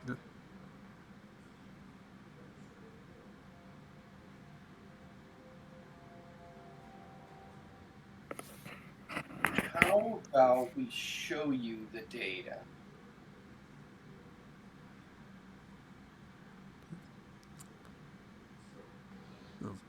You can show me what material you wish. I am not... I lack the scientific specialty in order to comprehend something if you are... if your intent is to show me any of the sensor material. Suffice to say, that was not enough to predicate my current response. Well, if your objective was to be successful in stopping your superior officer's command, you were being cornered in the back of the ship. That's the reason we decided to help you.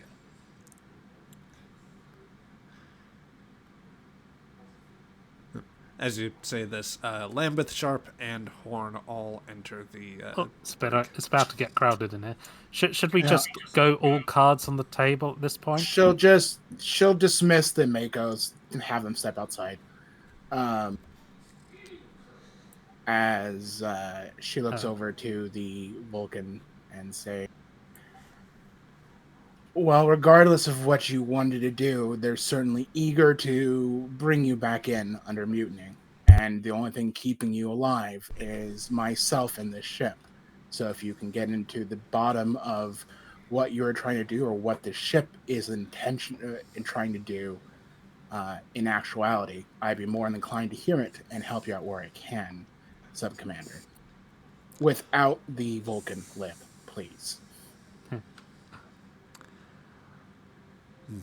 The Chorus looks about to take the measure of you, Captain. I do not know precisely what was going on. What I do know is that there have been several transmissions sent from the Zirtan that I've not been properly informed about. That I ought to have the clearance to access them, and that upon raising these issues with the commander, but I was refused and was about to be taken into custody. When I raised an appropriate protest, they attempted to use force disproportionate to the situation. It was further unusual that those that engaged in it were, well, there were no other security officers. Everyone, be they the commander, the science officer, indeed the operations officer, all of them engaged me more or less simultaneously. I was able to break free, reach a weapons locker, and attempt to engage them before they used a dampening field to suppress my weapons. I therefore undertook the only measure needed to incapacitate the ship until I could discern further issue or get word to the Science Academy, specifically heading back to the engineering deck in order to effect necessary security lockouts. I was very nearly to this goal when you beamed me away and have now allowed my commander to retain control when he is acting very suspiciously. Whatever logic is driving him in this case, I do not understand. He's acting suspiciously. That's all this is about, just that he's being suspicious. Well, on top of the messages that he cannot discern or be clear to read, despite him having clearance saying as such. The How long messages has are the messages are the suspicious conduct. The disproportionate response to the threat and to my protest. That is to say, that they engaged in such violent, illogical behavior is where it became clear I needed to take alternate actions. In hindsight, has there been other clues in looking back at it now that you have a moment to reflect on any other concerning behaviors that you simply logicked your way out of dismissing? None that I could observe for the duration of this mission. It had the messages had only been apparently broadcast very recently, at the point we were engaging in recent parts of our study. I had only become aware of them after your departure, when I noted a file that I could not access and used that in order to investigate further. There are significant parts of the ship that were, or computer files that have been locked off. And I must say that there was a change about the crew when they attempted to suppress me. It was not simply that they acted with such violence, but it was almost a shift in demeanor, something much more coarse and violent, something that, well, something I have only seen in similar circumstances when back during the war.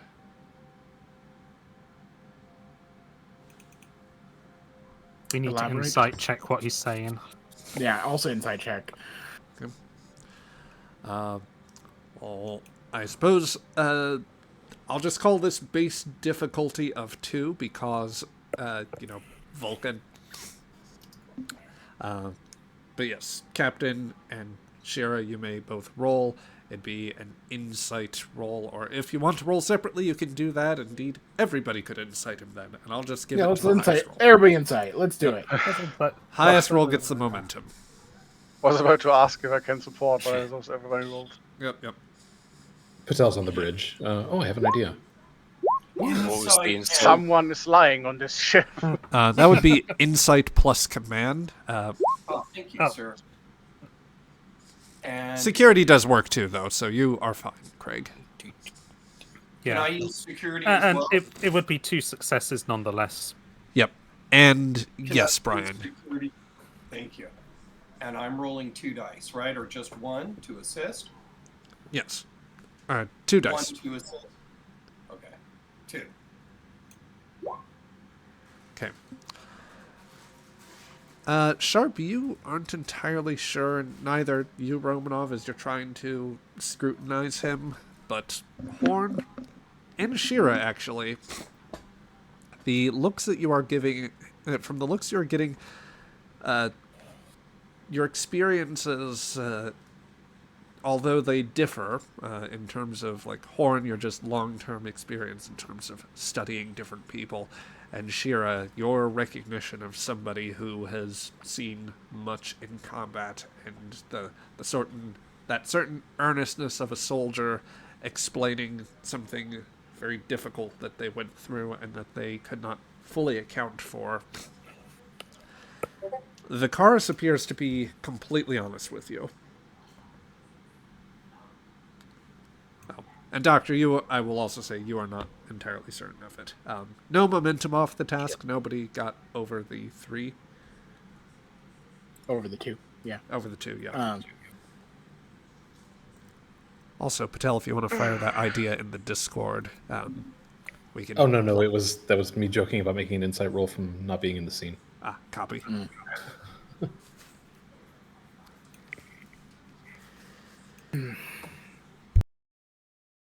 Is that the only suspicious thing going on your ship? Well, You notice some, and I kind of look to the one of the scientists in the room, like Hawking radiation earlier when you did your subspace scanning. Quite unusual. I'm unaware of the phenomena. Are you aware of any adaptations to your ship regarding the deflector array? The only items I know with regard to that is that the deflector has been augmented with a specialized scientific suite, something I was told about ahead of time, and that remains classified under the Science Academy's strictest protocols. Apparently the equipment is very delicate, and the scientific specialist attached to our mission informed us that there would be only need-to-know interaction, with which my commander is the only one to this point who was given further instruction there. I had accepted that as standard protocol. So you don't know it's producing radiation which can only be produced by a singularity, a black hole? As I had told you when you offered to share information with me, that I am not a scientific specialist. My concerns are predominantly the security of the ship and of Vulcan's When was security this interests. science suite? When was this science suite installed? Prior to our departure from Vulcan. Which was 3 weeks ago? 4 weeks ago? Within that time frame, yes. For this And mission. It was completed after the end of hostilities. and I remember correctly, you have been transferred to the crew recently. Shortly before transit, I accepted assignment. My last posting, the Panmora, was destroyed in the last engagement. Are you aware of any rogue elements in Vulcan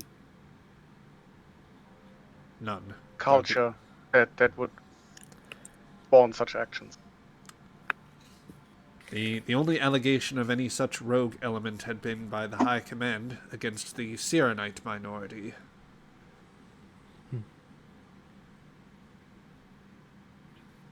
Captain, permission just to lay everything out we know instead of just tap dancing around the issue? She just looks over to Shira and Horn to make sure, like that sort of expression of like, can we trust him? He's in our brig. Who's he going to tell that we don't want him to? We're not playing with the full deck cap. It doesn't matter either way, I think. Go ahead. You can just say you explain everything. Yeah. 3 Tellarite ships were destroyed. They were carrying Ambassador Groll, who we presume was the target. They were destroyed using the SS Crozier as some kind of fire ship. The Crozier detonated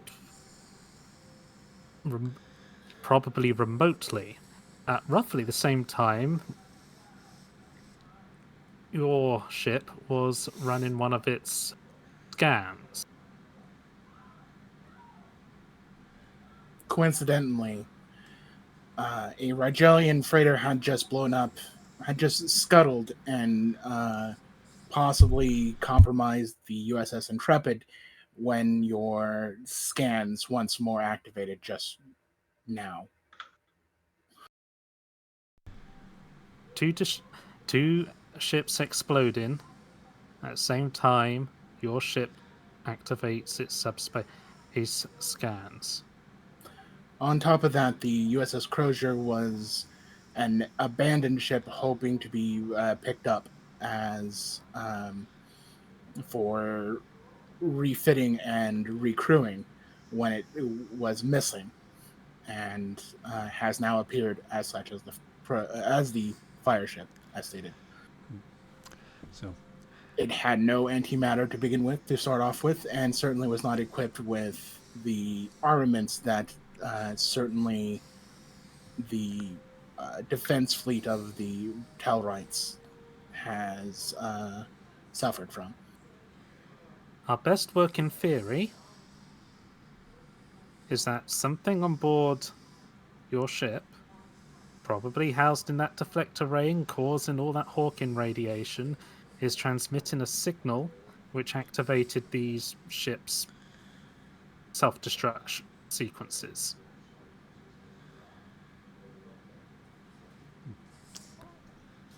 And you're saying that your captain, your ship is getting communications that you, a very recent transfer, is not allowed to access. Someone's trying to screw up at these peace negotiations and get the Tellarites seriously pissed off with the humans. If you're interested in doing what's best for this area of the galaxy, perhaps you can start helping us. Vicaris stares very hard into your eyes, Shira. Shira will meet his gaze, her antenna twitching in his direction.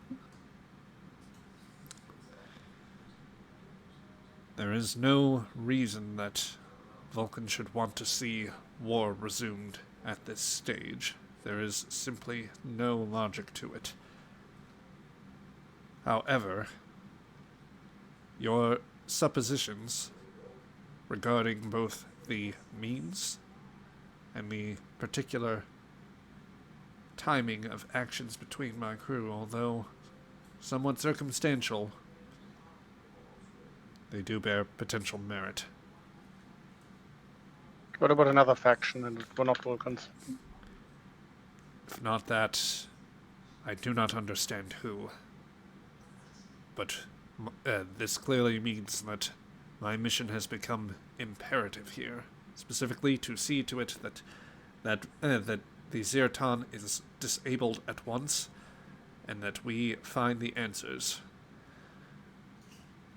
Captain Sharp, I must formally request for your assistance, either by bringing me back aboard and allowing me to complete my mission, or on the condition that I assume full responsibility for any issue or any disruption to relations and stand for appropriate legal consequence on Vulcan. I must ask for your assistance on this. You'll receive it. Since you are the sub-commander of the ship and the head of security, I need a method in which we can lock down that ship and prevent any means of scuttling or destruction of that ship or the data we're in. And We've already had a number of occasions of getting close to this giant conspiracy, and for the individuals to remove the evidence before we can acquire it. At present, due to the low power levels and also security interlocks, the self-destruct sequence should not function properly. The simplest method that they could undertake would be to rupture the magnetic containment of antimatter. However, the voluntary release for that would require considerable time. Thus, if one team secures the engineering section, then that should be adequate to prevent that. I would suggest for standard boarding procedure 3 teams in sufficient force to suppress the engine room, command center, and life support. We can send a team of Makos plus maybe an engineer into the engine room to secure that, and I'll head up a team going to the bridge, take control from there. Sub-Commander, I need you to hand over all codes or knowledge that would be pertinent to helping disable the engine to my chief engineer here. I will assist you on the condition that I be released from the brig and be allowed to participate in the mission. Certainly we won't be able to get these shield downs unless we have their hostage open to being received, shouldn't we? Jesus? Indeed not. However, there's no reason that the commander will not necessarily know that I am the condition on which I am being held.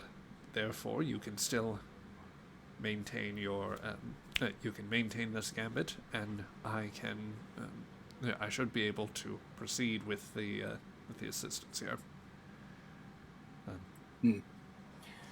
We're primitive enough. I am sure that we can give some sort of understanding that we can't surmise to the power of the Vulcan. Upon being released, we can be in a security team alongside him, pretending we're escort, and because they'll undoubtedly have armed personnel waiting for him. Indeed. Okay, all right. So are we going to engineering, right? You and a group of Makos are going to engineering, Romanov. Myself and Vakaris are going to go to the bridge. And where is the last team? Out of character? Ordinarily, Vakaris will actually correct himself. I would suggest life support to optimize the opportunity of immobilizing the ship. However, it may also make sense to deploy... Well, no, I think I'll stick to that. They'll basically give out, like, the textbook version of, here are what you do with boarding teams, and here are what you... she'll just nod and say, We know what to do with boarding. I'm used to such things, quite honestly. Well, too much. All right. Yeah. Shira, I need you to take care of life support, gravity plating, whatever you can. Right. Yeah. Basically, the engineering and bridge teams will probably be adequate because you don't have a lot of security people, or not enough for this. For that engineering team for life support, don't we have a really good life support specialist? That one guy with the grumbly voice who's pretty good. Yeah, you do. Yeah. I'm going to immediately suggest he be assigned with Shira. Yeah. Right. Anyway, I hate to put 2 PCs on your plate there, buddy, but that's it's fine. The character, Aleska, would immediately assign him because he's very good. It can be an activation. It doesn't necessarily have to be. Right. It sounds like we have a plan of action here.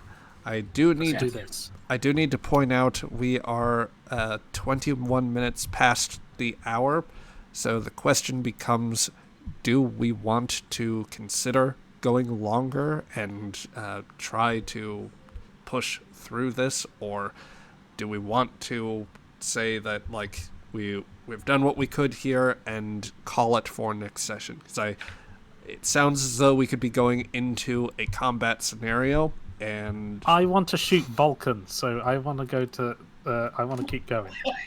I was about to say, can we maybe wrap this up on a tactical level?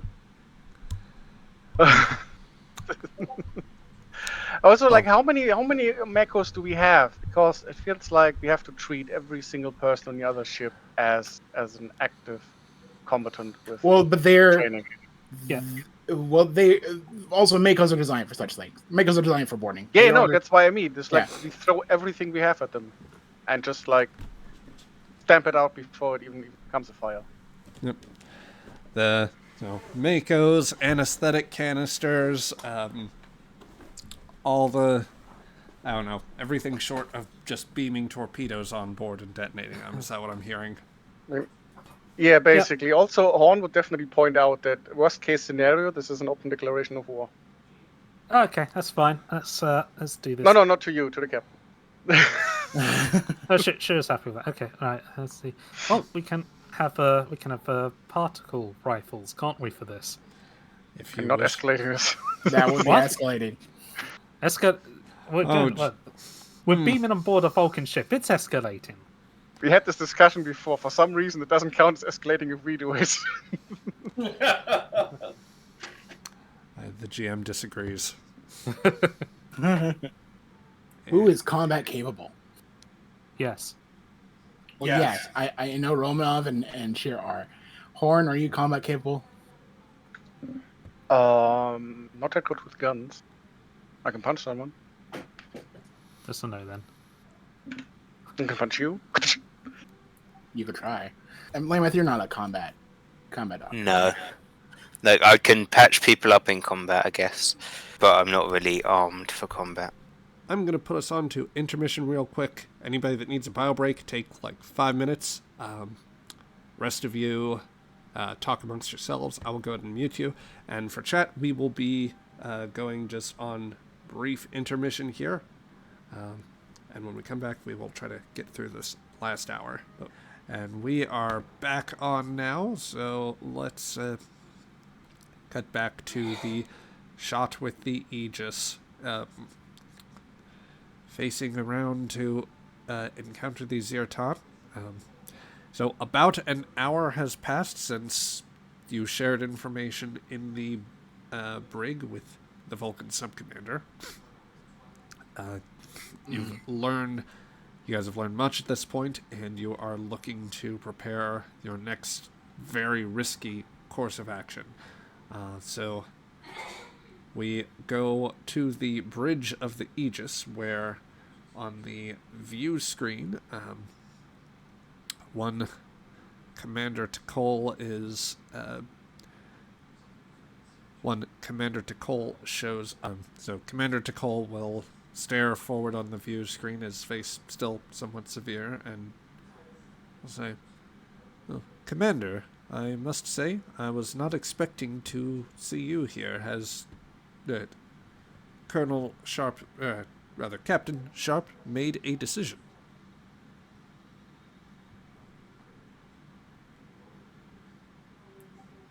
That we have turned down their. I thought the idea was that you were going to. Yeah, we're going to turn that. We've turned down the asylum and we're handing them over. Ah, yes. The captain is actually escorting the prisoner to our transporter bay right now. We will be returning him to you momentarily. Understood. We will. We will. Let's see. We will prepare to lower our shields. I would note, however, our readouts suggest that you still have weapon systems charged. Are you having further difficulties with those power problems?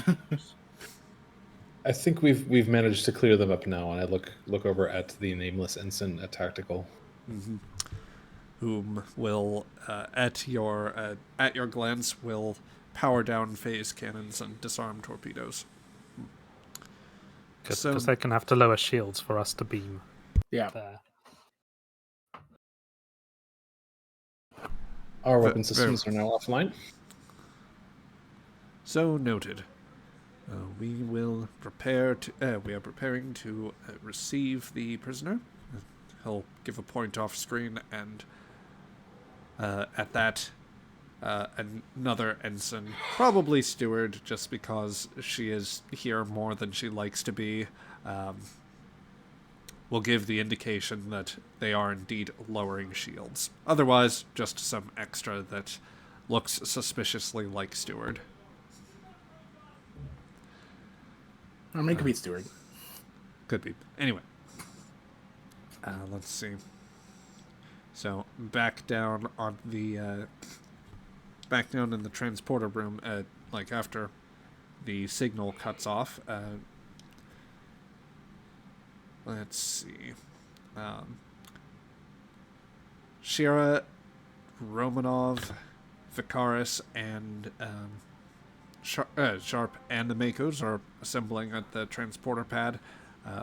I'll get some ops tokens here for you.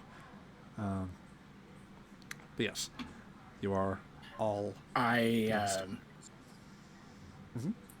hand Vicaris a stun grenade in between his hands.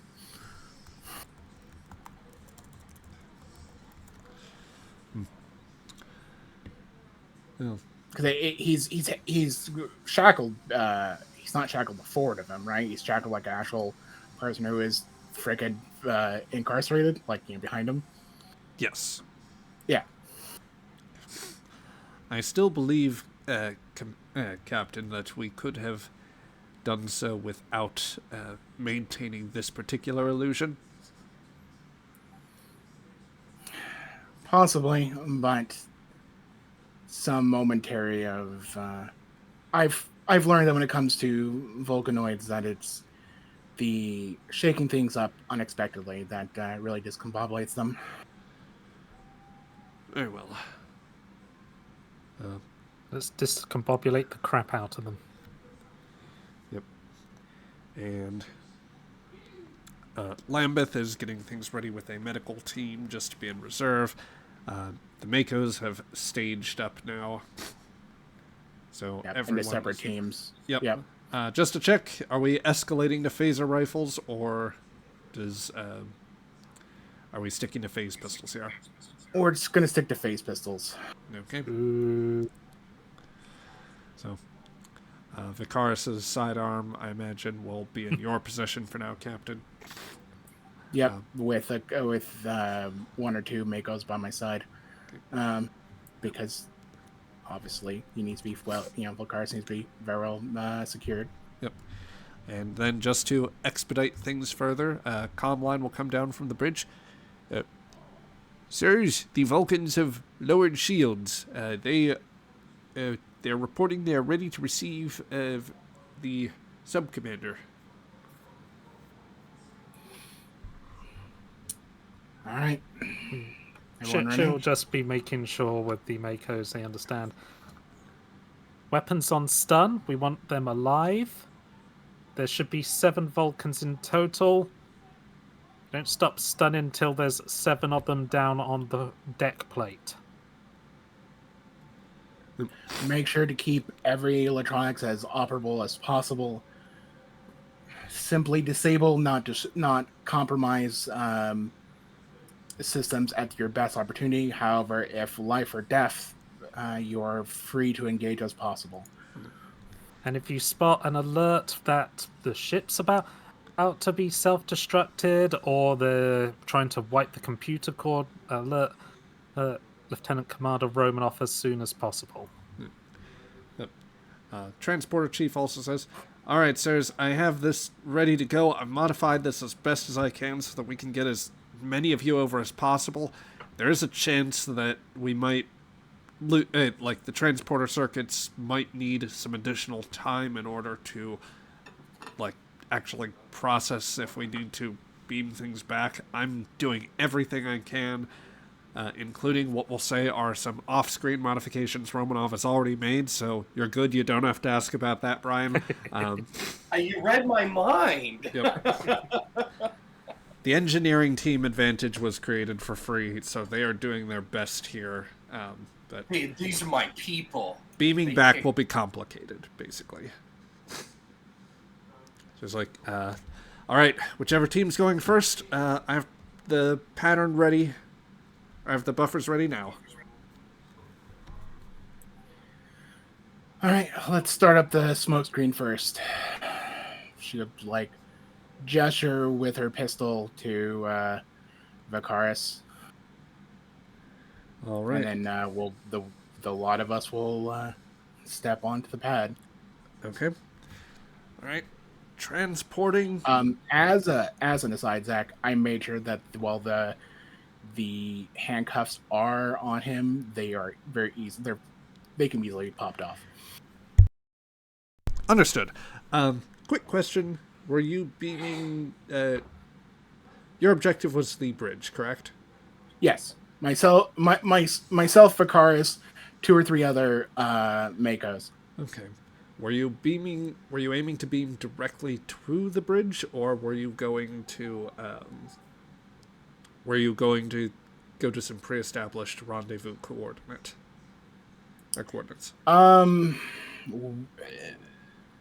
I would put him right on the bridge. Like, even if they get pre-established coordinates, I want to be right on the bridge. Because, again, discombobulate, and I'm being direct. Being like, here you go. Freaking, like, I'm not waiting somewhere else. Fair enough. Okay. You want him back? Here. Take him. So, yeah. We will make this a... we'll make this just as simple as possible. Yep, so... The transporter chief is just simply going to engage this. I will ignore the usual roll here and just send you over. Better yet, we'll call this, and are you sure these are the right coordinates? Invocation of GM is just going to expedite the plot here.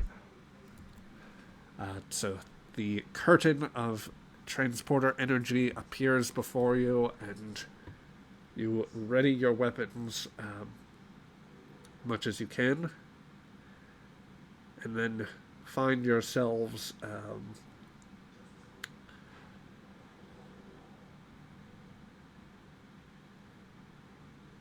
beamed at points on the bridge. Let's just make everybody visible. Okay, there we go. So, you appear on the bridge, and... Oh, I made the sub-commander twice. There's not a transporter duplicate there. That is purely a GM error there. Sorry, guys. Actually, no, Vicaris doesn't show up on that one, so I'm just going to get rid of this token here. Okay.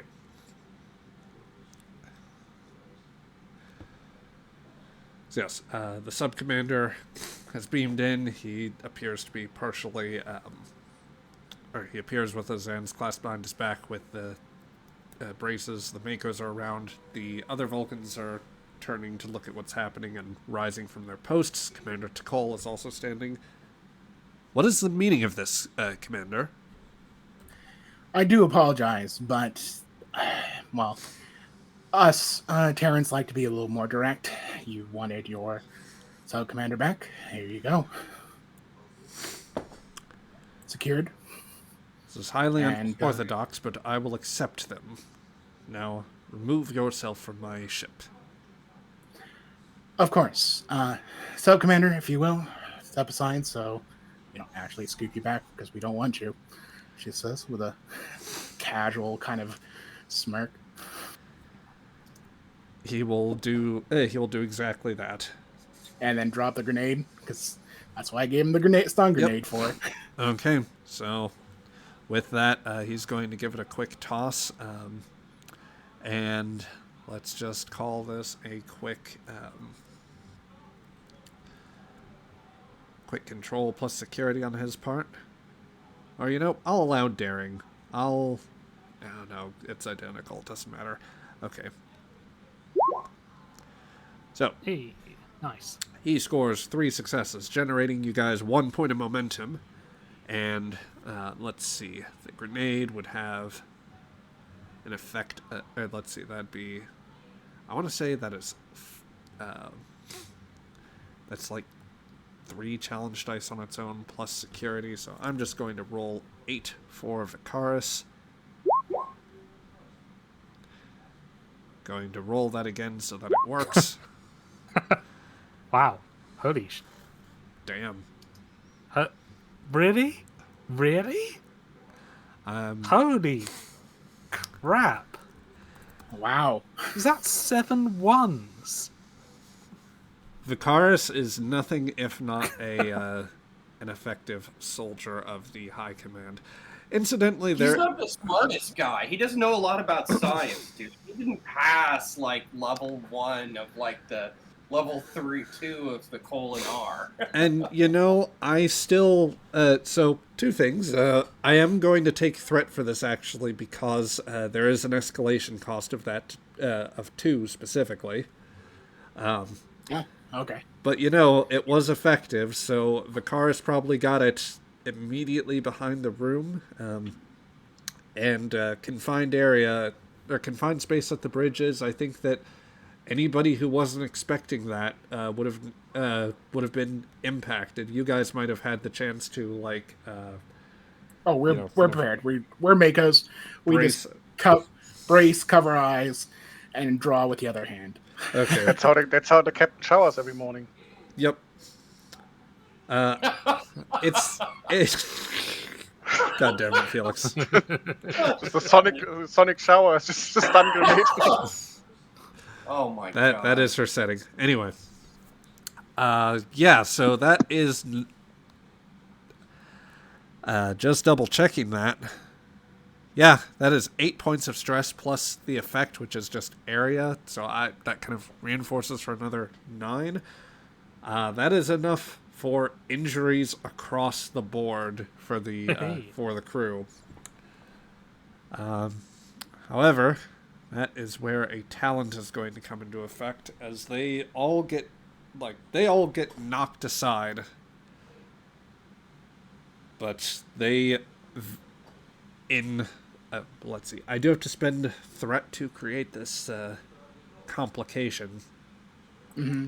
As sure as they are dealt that injury very quickly, they get back up. And there is a shift in their demeanor to something almost like automaton-like, as they just give you absolutely vacant but burning stares. Yep. I spend 2 momentum to maintain our side of things as I hip shoot.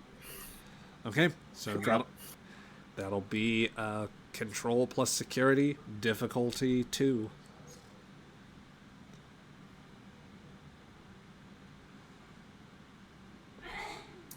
Where is my... Oh, there it is.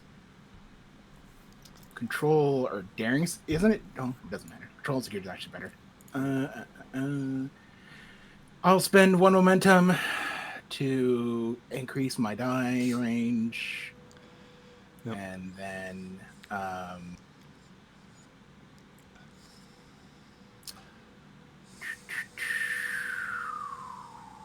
close quarters combat. Yeah. I think that the difficulty might increase because Takol is exceptionally close to you. He's practically in a melee range at this point, so that, like, the hip fire is still possible, but it either increases in difficulty or it gets more complicated. I'm pretty sure that it's just the difficulty, though. So. I'm also going to spend my determination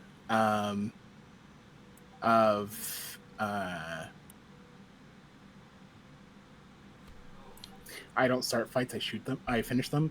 They started this fight. They're the ones who got in this thing. Now I'm finishing it. I'm finishing it all of it. Yep. We are finishing this. Yeah. Season included. Done. That's two successes already. And let's go. Additional 3. Hey. Okay. So, yeah, that's 3 successes plus the 2, so that will give you a total of 5 successes. That is 2 more than I'm ruling you needed, so you get that back in momentum. And you may roll damage for your phase pistol. I'll go ahead and deal you momentum. Yep. Let me look at ground combat. See what I can do. Oh, I dealt you 4 by mistake, it seems. We'll just fix that in a minute. Low priority with everything we need to do. I want to throw that 2 momentum to do secondary targets. I'll let you choose another person within my range. Okay. I'm just going to rule that the remaining Vulcans work as a squad, so you can let me double check the Vulcan officer stats. So there are 3 of them, security of 4. Basically, the way that I'm applying that.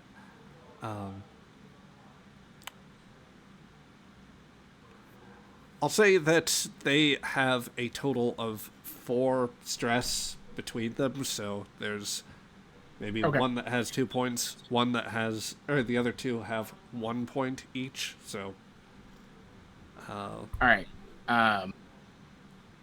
Do I have 5 or do I have 4? Or I have 3, right? I have 3 momentum right now? Yes, you have 3 points of momentum. I think you drew or Yeah. yeah. And then I'm going to spend 1 more momentum for extra damage. Okay. Just so I can finish this fight really fucking quickly. Very good, very good. Okay, so momentum. Yeah, bonus damage. He spend momentum for +1 damage each. Cool. All right, phase pistol goes up to 4. All right, go ahead and roll damage on that phase pistol. Shit.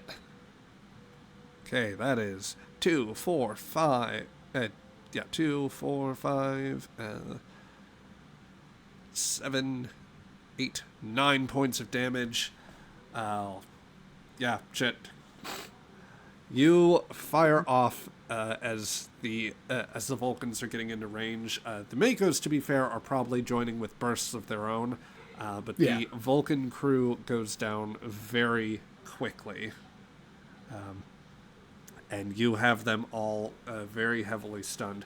Tikol in particular takes it very hard because he was about to melee you, and you actually have cause for concern that you fired at a heavy stun, and he was close enough to where, like, that could have been lethal for him. He just acted with complete disregard for his life. So. Right.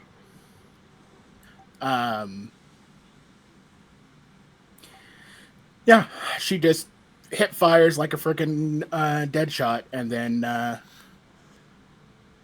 looks over everybody. Take control. Aegis is team 1, successful. Go. Copy that. Yep. Team 2, meanwhile, back on the transporter pad, will set them out here. Let's see. We'll go back to Aegis.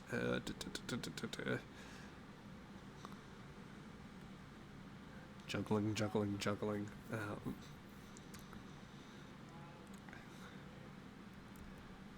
And all right. So.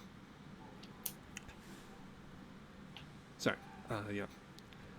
Short ways later, over the comms, from the bridge. Hey. Team bridge to team 2. Transport is cleared. Transport is cleared.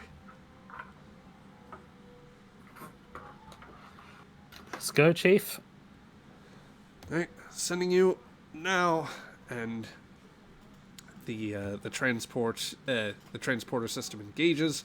You find yourselves appearing in. Oh dear, the set is malfunctioning. Spectacular. No worries. Alright.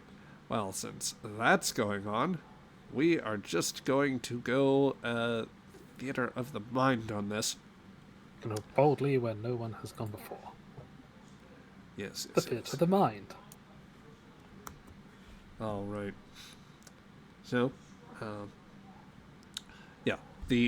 as the transporter vector resolves around you, you find yourselves in a corridor, roughly outside, like on the same deck, but just a ways from the engine room. Okay.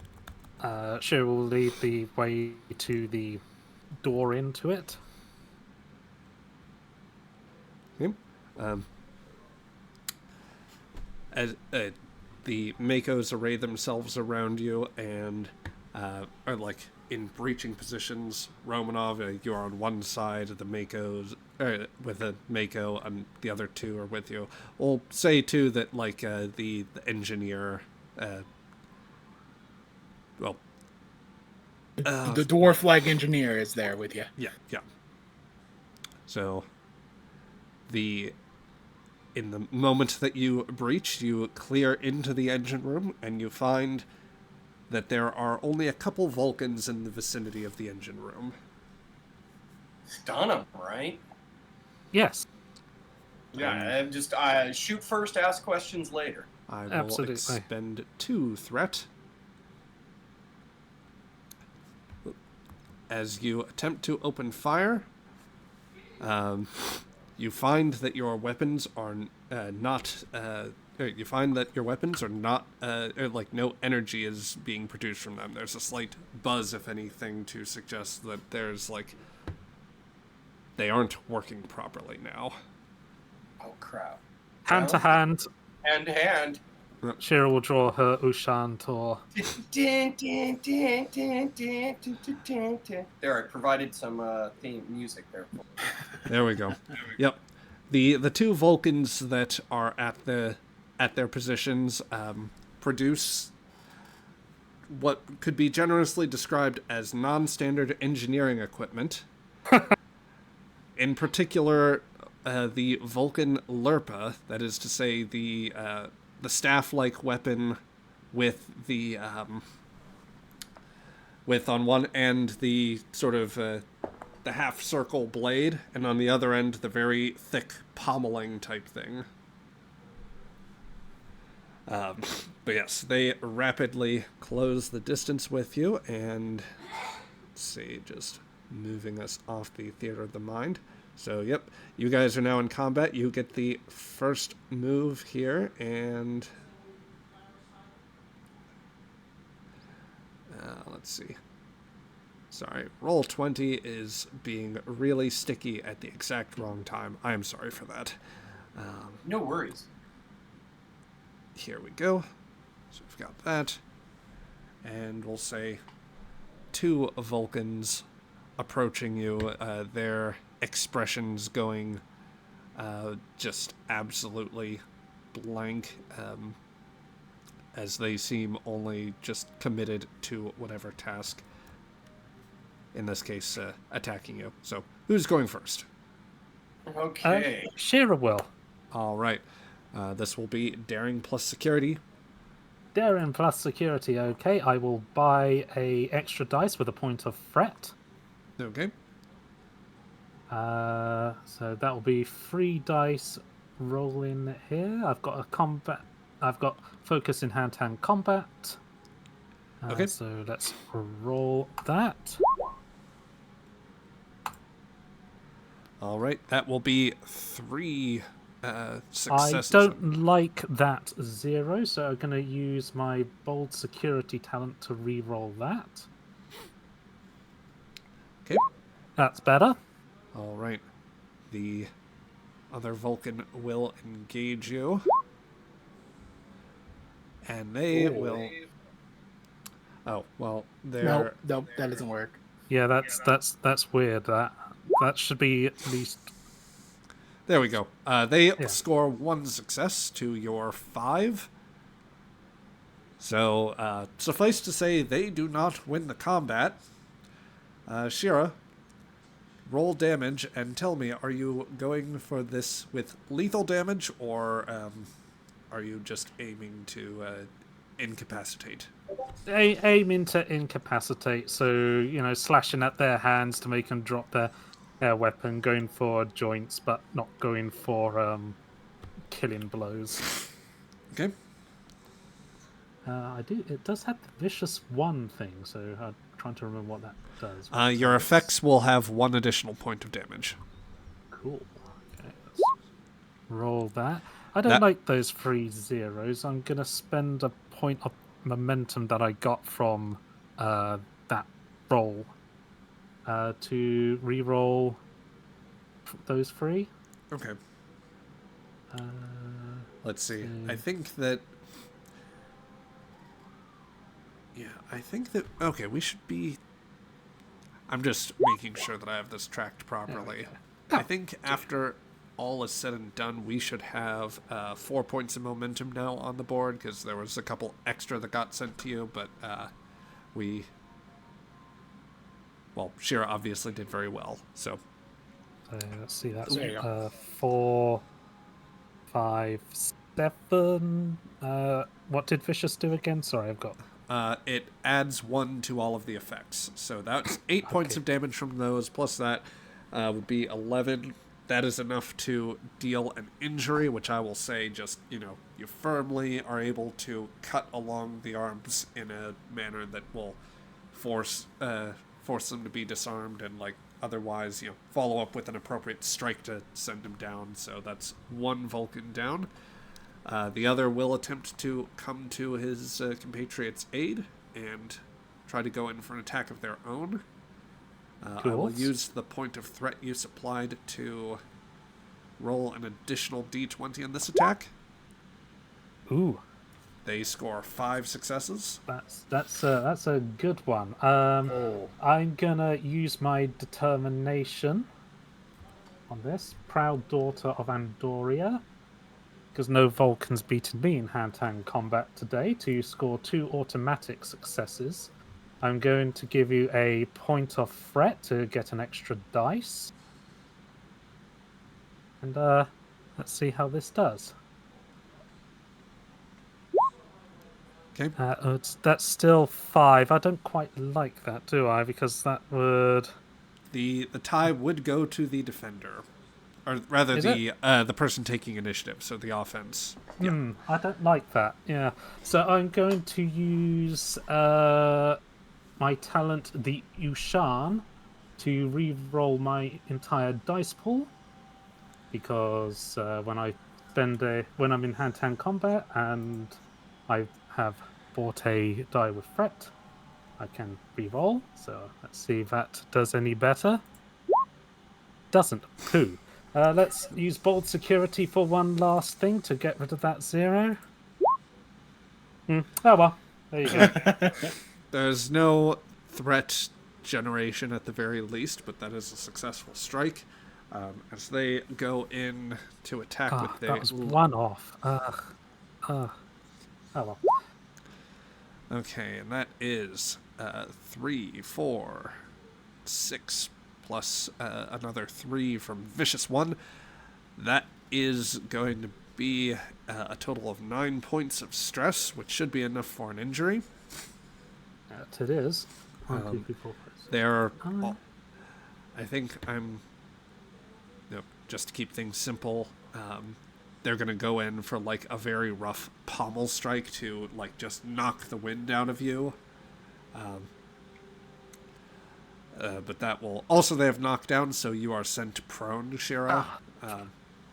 You may ignore the injury if you choose with... actually, you can pay the momentum to ignore that injury and be able to get up after this, but yeah, you are otherwise knocked down, basically. Do you want to pay for the momentum? Is that something I have to decide now? Yes. It's 2 momentum, right, for that? Yep. Yes. Okay, yeah, let's do that. So, you are struck very hard in your midsection. It's probably a few blood vessels that rupture. That would be organ damage you'll want to be seen later, but it is not so bad as to send you down. She'll unleash a verbal torrent of abuse at that Falcon. Okay. Makos... in Andorian. Yep. The Makos have their stun batons ready, so they can also respond. Alternatively, Romanov, if you want daring plus security, or if you want to intervene, then you can attack as well. Yeah. I would like to intervene on the one in front of me. Your martial arts focus applies. Okay.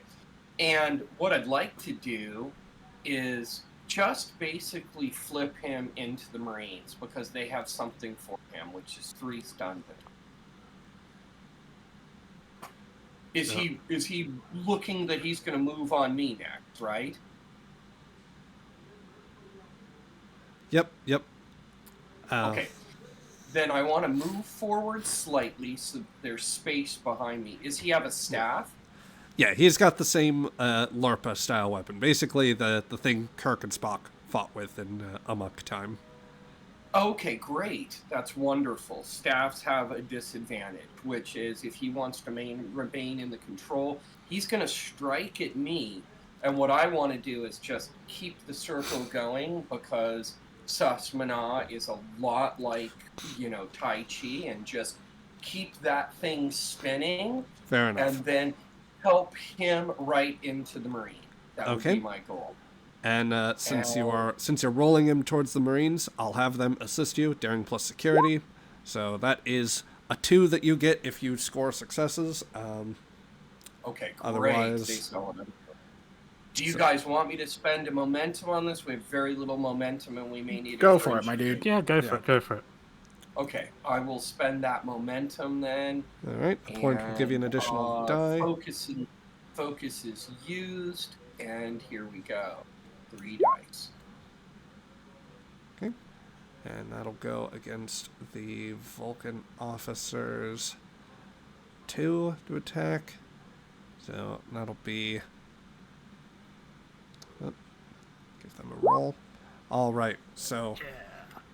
Romanov, with the Makos, you have 4 successes on the board, which nets you 2 points of momentum against their 2 successes. So you are able to maneuver them directly into the batch, and as you elect not to deal damage, but instead allow the Makos to just mercilessly stun baton this man and bring him down.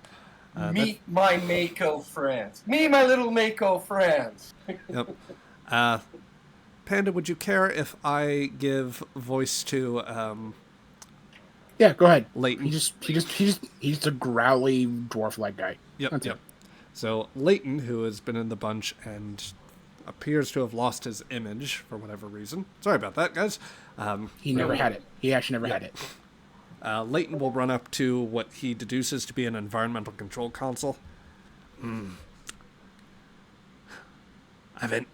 working on distributing sedatives through the crew and securing systems.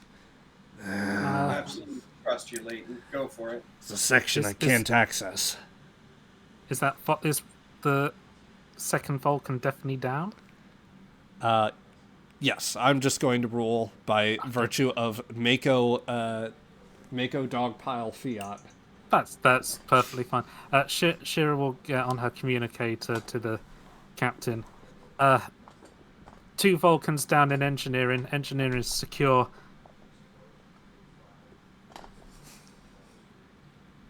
One minor injury sustained to myself. All right, we may have a critically injured Vulcan commander. Lambeth, I need you up here. Sir, do we have a count on the Vulcans up on the bridge? I have 4. That makes 6 out of a crew of 12. Yeah. Wasn't it like 12? There were. Or no, there's 5. more. I have 5. I have 5. Yeah. Late 5. Yeah, Leighton's going to intrude. Command, Captain. There's at least one still in a section of the ship that I can't access with environmental controls. It's been secured. I might have an idea, though, as far as how to take care of them. Explain. I can loop back some power through the deflector controls and cause an overload. Nothing that should destroy anything critical, but at least minor console explosions incapacitate them. With Commander Romanov's knowledge of the EPS grid, even on a strange ship like this, I think we could have explosive results. Do it. She doesn't let him finish. Do it. Yep. Okay, Romanov, daring and engineering, if you please. Yep, I'll assist him. And this is just 1 die, right? Assist? Yep. Or am I doing 2 dice? 2 dice. Leighton will assist you. Okay. And I have my electroplasma power systems. Yep. And brilliant idea. And here we go. 2 successes plus. There he goes. He It is was the actually legend. supposed to be daring, but he got a crit, so that works. Yep. So with that, There's a register of a power surge on that deck, and between that and the dispersal of the different like the sedatives basically that you've set out, everything seems to be pretty much going to plan. You have very quickly overwhelmed the Vulcan ship.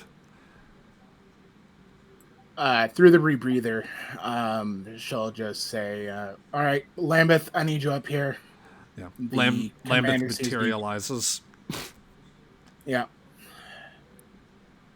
We need to start accessing their security logs and Yeah. sensor data. Start working on communications. cracking the ship. Rest Mako teams. Work our way up and down. Let's fully secure. Yep. And fully secure the remaining crew members and account for them. Lambeth is going to start working on him, like looking around at the Vulcans, and through a rebreather, he's like, who needs the most attention, Cap? She'll just gesture toward the commander. I'll conduct like a quick sensor scan here, and let's see. Quick reason plus medicine.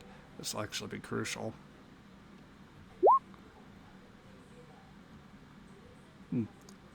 Oh yeah, seems to have taken a phaser pistol. Close range. Let's see. Oh, this is... Captain, I was taking a... well... There's an odd reading here that I... well... Why is this familiar? Oh... And as Lambert says this, the Vulcan's eyes open as he sits up very suddenly. Where am I? What's going on?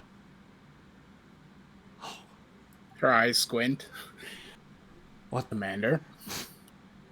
I imagine every single Mako has their hand immediately on their pistols. Yep. So this guy bolts up. Vicaris, who's dispensed with the shackles as well and is helping you maintain control, likewise has his weapon set to go off. Yeah.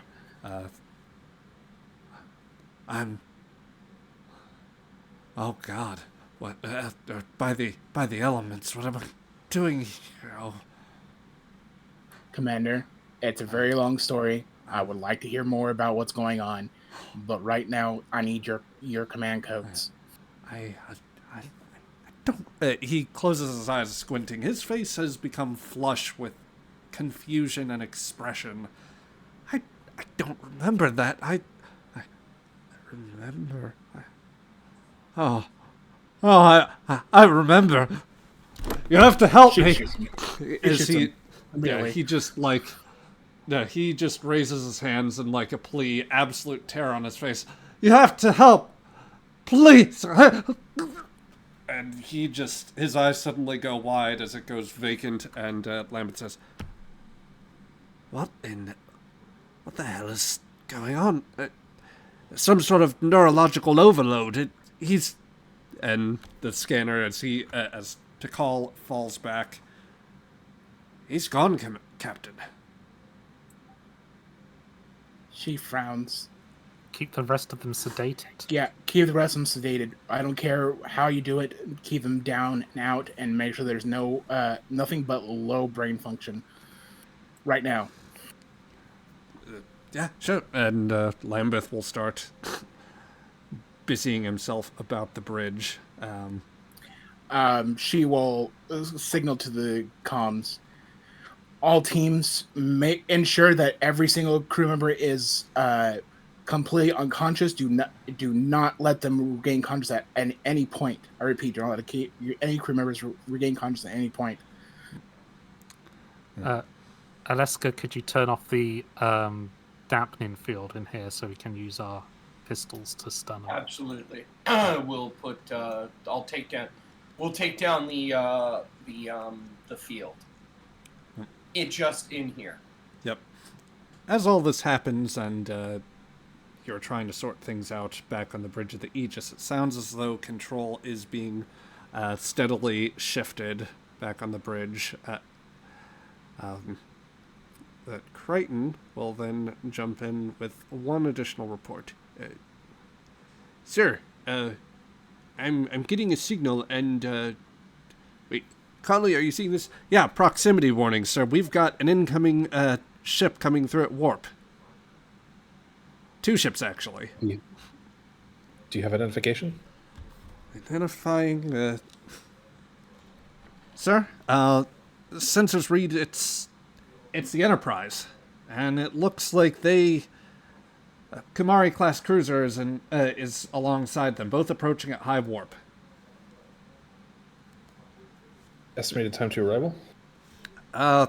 Extreme plot convenience, sir. They're showing up. By the end of the episode or not, Conley? Sir, as Connolly tries to answer, Crichton says, "Sir, they're actually signaling now. They're about to be right on top of us." In fact, we might even be doing some kind of time skip in the next few minutes. Yep. Over the audio, you hear a familiar voice of one Jonathan Archer. Aegis, this is Enterprise. What the hell's going on over there? Enterprise, it's a very complex situation, and it would take some time to explain it to you. But we've discovered a Vulcan ship that seems to have had some nefarious purpose, and maybe the captain's probably the best one to explain this to you, sir. Captain, we've discovered a ship that was posing as a Vulcan science ship, but the crew itself seems to be under some sort of psionic influence of sorts. We've had to jump to extreme circumstances, but everyone is secure, save for the captain. But what? Time skip. It's a long story. Yeah. All right. So,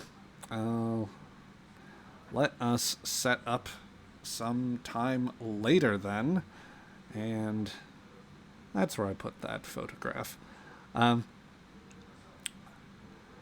So, at some time elapses as you secure it. Enterprise and a ship that you find out to be the Kumari have both dropped out of warp very quickly and have come to join the Aegis and the now incapacitated Zirtan, tentatively under the command of one Sub-Commander Vicaris. And there has been a request to explain exactly what is going on. And this is where we potentially run the risk of time here. I should also ask, did anybody bother to let anyone from the Tellarites know about the situation? Was any invite ever extended? That'd obviously be a longer, more complicated time skip, but I just want to know. Did we? I kept that as more of a back pocket emergency, but I'll spend 2 momentum to have the Admiral show up. Okay. Because I did say that he did owe me. So Okay. Yep. So the meeting waits a little while until you can actually be joined properly by both to give yourself some time for the results, but also for the flagship of one Admiral Dega to join this. And thus we find ourselves in this exterior shot here as the representatives from 4 different powers have assembled in this area of space where much of a very strange nature has been going on. This is also when Horn conveniently fades back from the background into the sea. He just Homer Simpsons through the bulkheads. yeah, Basically, action went down and I just phased into a bulkhead. yeah. Yep. So the question would be, Captain, shall we just cut directly to the into the conference room in order to meet with people? Mid-discussion. After having the long spiel of what the fuck happening, what's happening even back for like 6 months, conspiracies and all that jazz, Okay. and then we'll led to this. Yeah, for our purposes, I will say that we're coming in partly at the start of that. Let me just make some people visible here, and let's see. Oh, the tokens are not working as nicely or neatly as I wanted to, which builds in time, and I hate expending that for things like this. I apologize, but this is... I like the picture, though, of the ships, though. That's awesome. Of course, the Aegis is up front, because we're the coolest.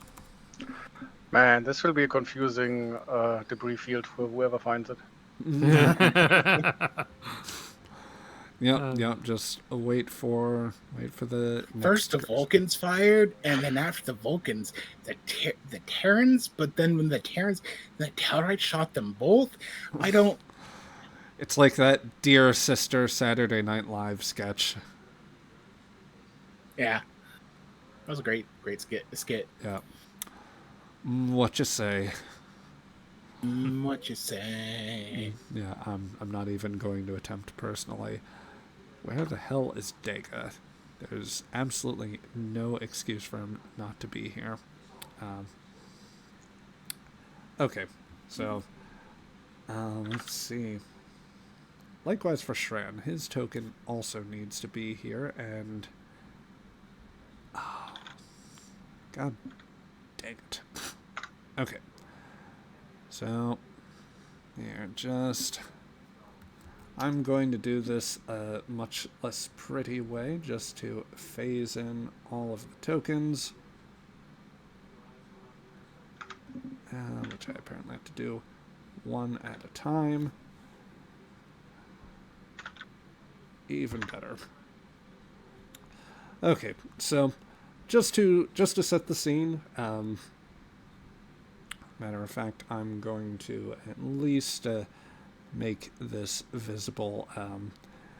Your group already in the conference room. Let's see. Conference room. Vicaris already present. And then on the Tellarites, let's see. Just finding...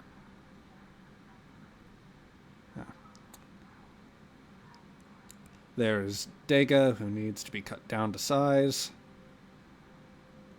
Yeah, he does. Yeah, you're in the process of trying to explain everything to him at this point, and you've just gone through that whole thing. I'm sorry, So that's why my ambassador is lying in your surgical bay right now, barely clinging to life? Do I understand? Mm-hmm. And Paul is entirely too large. But he is clinging to it. Oh dear, oh dear.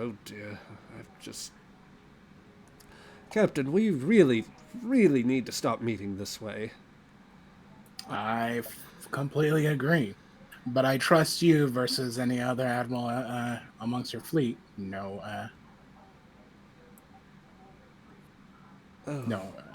offense. Well, I suppose I'm better me than somebody else. I at least know how to expedite the paperwork just a little bit. I'm getting a bad habit of doing that with you Earthers.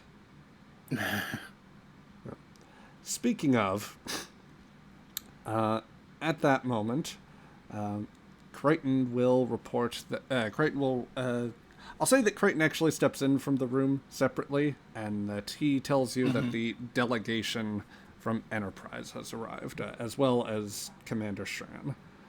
So, stepping into the room of the Aegis come the 5 individuals. There's, of course, as one of you remembers, one Commander Shran. Yay! Oh my God, it's Shran. Behave professionally. Yep. Professionally. the short, quick-tempered Andorian commander of some fame. He's come in with something of a very stern look to his face, as he's just very confused by the situation. Among them as well are 4 others. Faces some of you would undoubtedly recognize. Captain Jonathan Archer, who introduces himself as such. I'll let him handle the rest of it. Commander, Sub-Commander, Admiral, he says, looking to Dega.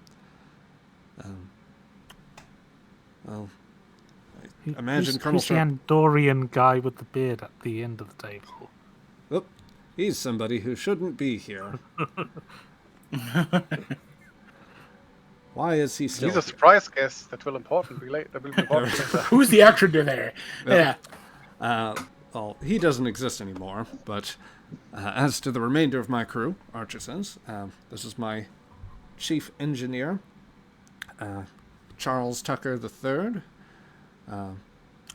my first officer and science officer, Commander T'Pol, and my chief of security, Lieutenant Alexander Gata. Now, Captain, what's going on? It's a very, very long story, one of which the Admiral has been part of temporarily in one section or another, and I thought that to cut a few corners and to let everyone amongst our little alliance get a better form of, I have a very long report for all of you. Which you relay by mouth before them in a big, long, expansive scene. Cut ahead. Yeah. To which Shran will first say, "Hold on just a moment here. I have to back you up at the word alliance, which where Tellarites and Vulcans are concerned. I might be interested in getting to the bottom of this as much as any of the rest of them, but not at the expense of anything like that." Sure, sir, too, by the way.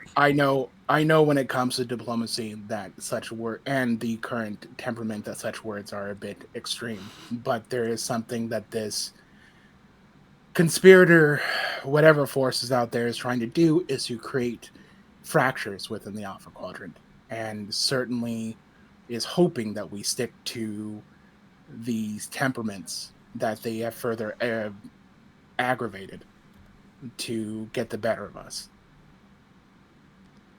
So, if you wish to, I am sure that it will take time, but we do need to start looking to one another in a more hopeful and favorable suggestion, even if it is for the moment. So, whatever labels you want to put it on this outside of this conference room, we can discuss at length. However, this is important for everyone in this room, regardless of past conflicts. thank you, Mr. Horn. So, what exactly then are we dealing with? What are we talking about some rogue, splintered off group of Vulcans here, or are we? And if you guys would care to spend 2 momentum, I will allow Lambeth to remember why he cared about something from earlier. Yeah, sure. I was about to ask if you had a chance to look closer into Vulcan brains. Yep. Well, actually, about that,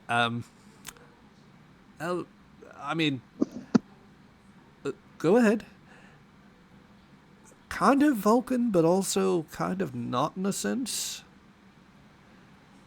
I did a little bit of a deeper scan on the deceased commander. No offense, Sub-Commander. I found a few interesting things. One thing is actually something the commander reminded me with. There's a certain part of the eye that usually that you lot tend to carry. It's an inner eyelid sort of thing. We had a Vulcan back on board a ways back that the captain had me look at, and sure enough, it was there. Weird thing, but I guess that's what you get with a planet with that much sun. The commander didn't have it. So maybe different environmental conditions over a prolonged bit of time, but, well, there are actually other things, too. In particular... What about the other crew? Oh, they don't have it either. They actually all show signs of many of the same treatments here, not just the absence of that, but also the musculature. It's been, well, I'd have guessed at a certain point it was relatively anemic, but it seems to have undergone some sort of... the presence, basically, of what I'd guess were growth hormones, or residual signs of that. Basically, somebody wasn't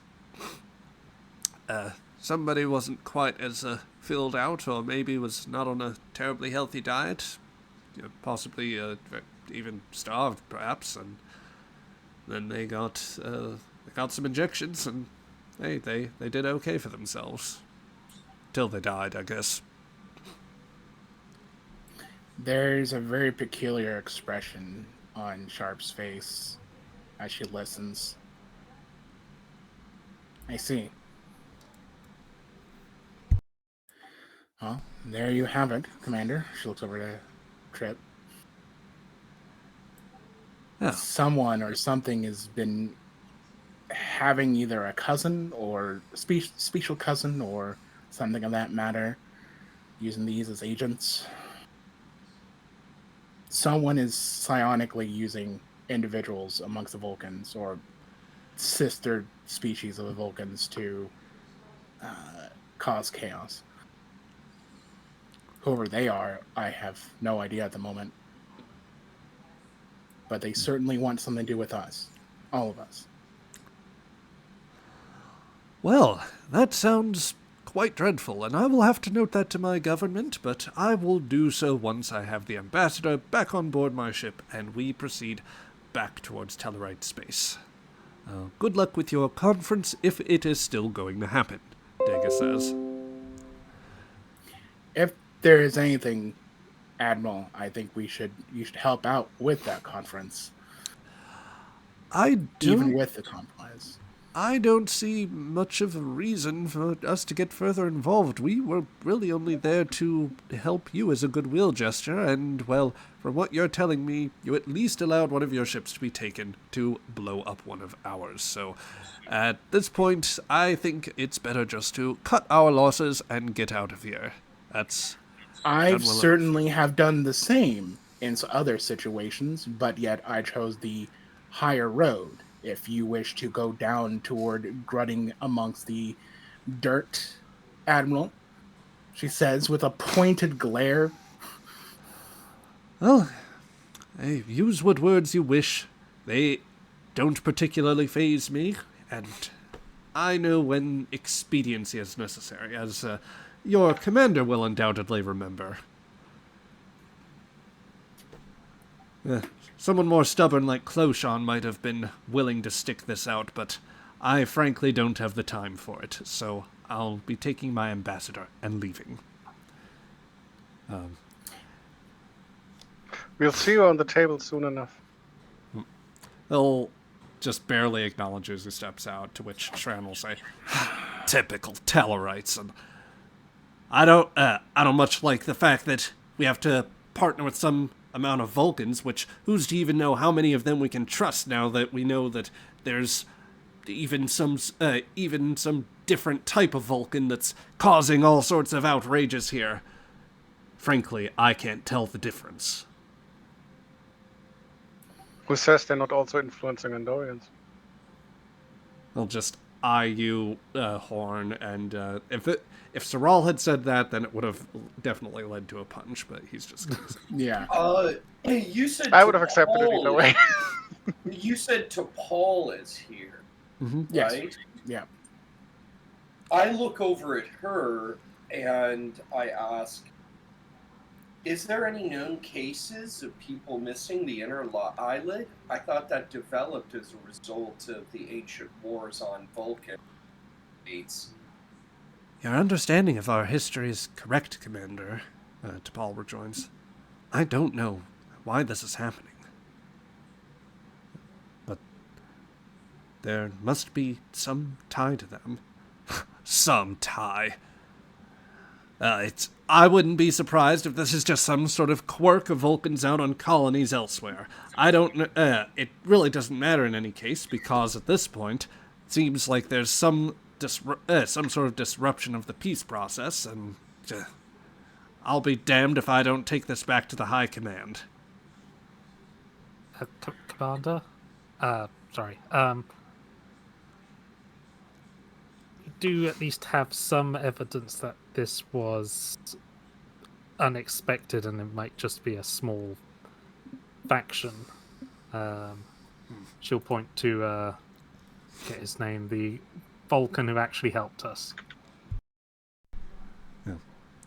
Vicaris Vicaris, will... right? Yeah, Vicaris will Vicaris, yes. look to Shran. Yes.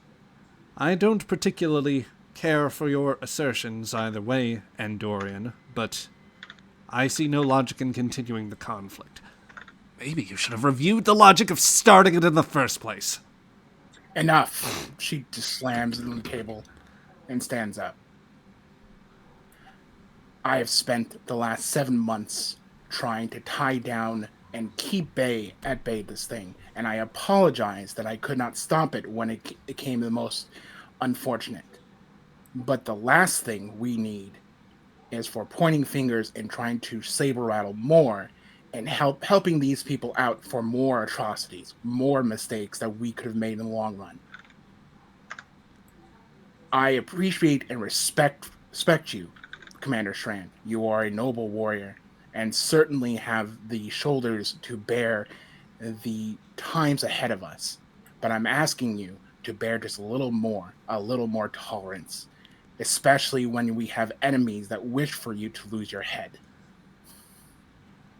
Please, she says.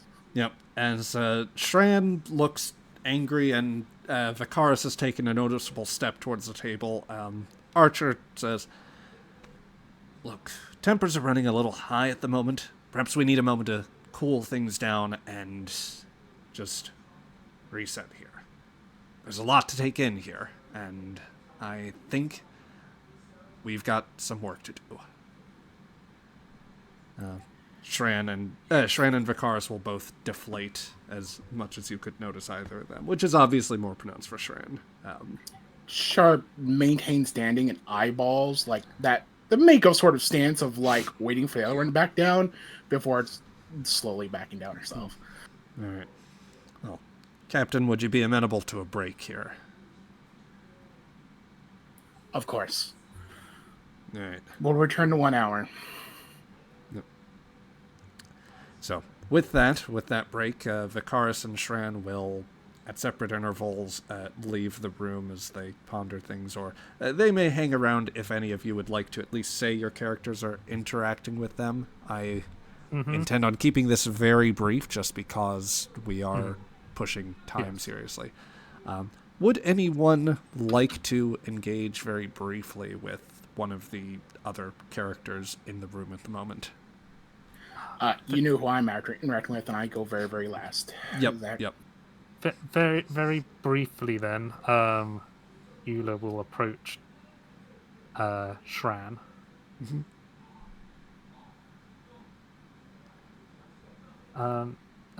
Sir, sorry.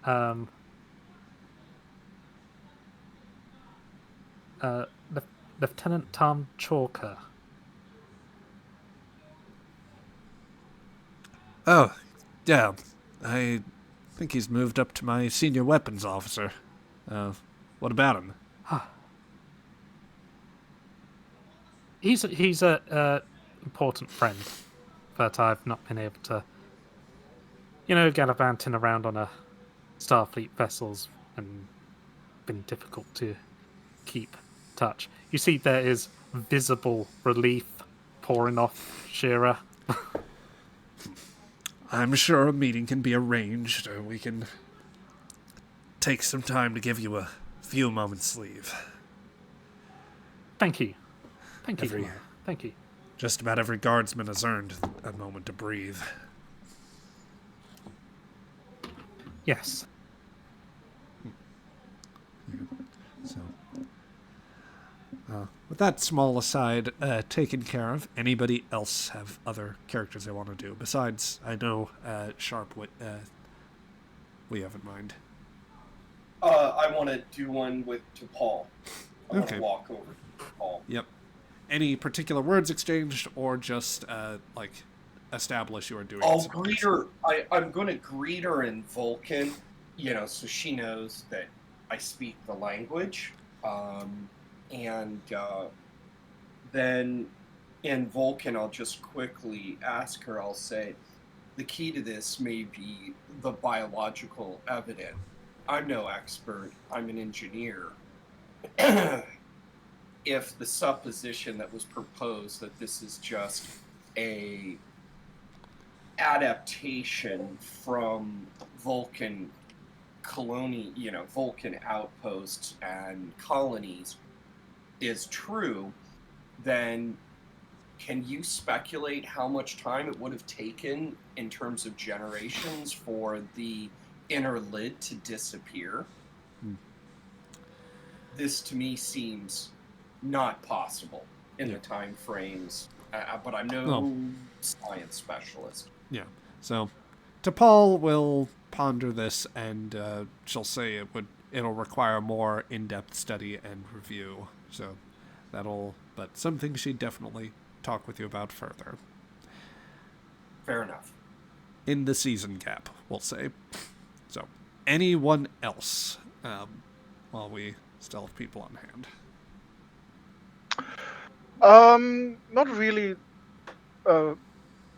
Not really a lot, but I would probably kinda make the round and get a general vibe, and also probably spend some time talking to Archer, and hoping to, or kind of asking him if he has a chance to take an eye on the Tellarites, so that they don't get more in trouble with whoever is stirring the pot here, because they right now they're on an isolation course. Yeah. I'll say for that part, Archer will acknowledge that and do the best he can. But yeah, you'll get a general sense that everybody is still deeply puzzled, but it's just a lot of shock digesting everything and a lot of conjecture at this stage. Yeah. We have some evidence, but it's nowhere near enough. Yeah. A Patel, lot more questions. Yeah. Anything in particular you think that you'd want to do at this point? No, I think with this many people in the room, Patel maybe occasionally goes out into the corridor for a breath of fresh air. Fair but enough. Aside from that, no. Yeah. All right. Well, the discussion continues for some time, and amidst the break, Archer does take a moment to also head outside and walk through the corridor. Sharp, I presume you follow him at that point? Yeah. Okay. So, how does it look, Captain? You're the diplomat. Yeah. Archer scoffs a little bit. Hardly a diplomat here. When I tried to stitch this conference together, I just tried to make sure that we had some opportunity to talk about this, and here we are very nearly about to go back to war, it looks like. Whatever you need. I'll do my best to try to stitch it up, as I have been for the past 7 months. I'll tell you what. Feel like I could use a stiff drink of something. Mess on this deck is... mess on these ships, that's a deck higher? Well, if you want an actual stiff drink, there is. I do have a bit of my own collection, as I've been going notorious of, she says with a smile. Lead the way. She'll take him to the... We usually plan this to be the turbo lift, but she'll take him to the ready room, hand him a very stiff drink, and she says... that would still take you up the turbo lift, because it's... I know, but I kind of have a feeling where I want to this to go. Given everything gone, I think you just need like the stiffest drink possible I have, she says, and sort of pours him some Andorian ale. She lights a cigar and pours one out herself and pauses. So, Captain, I've seen Daniels lately.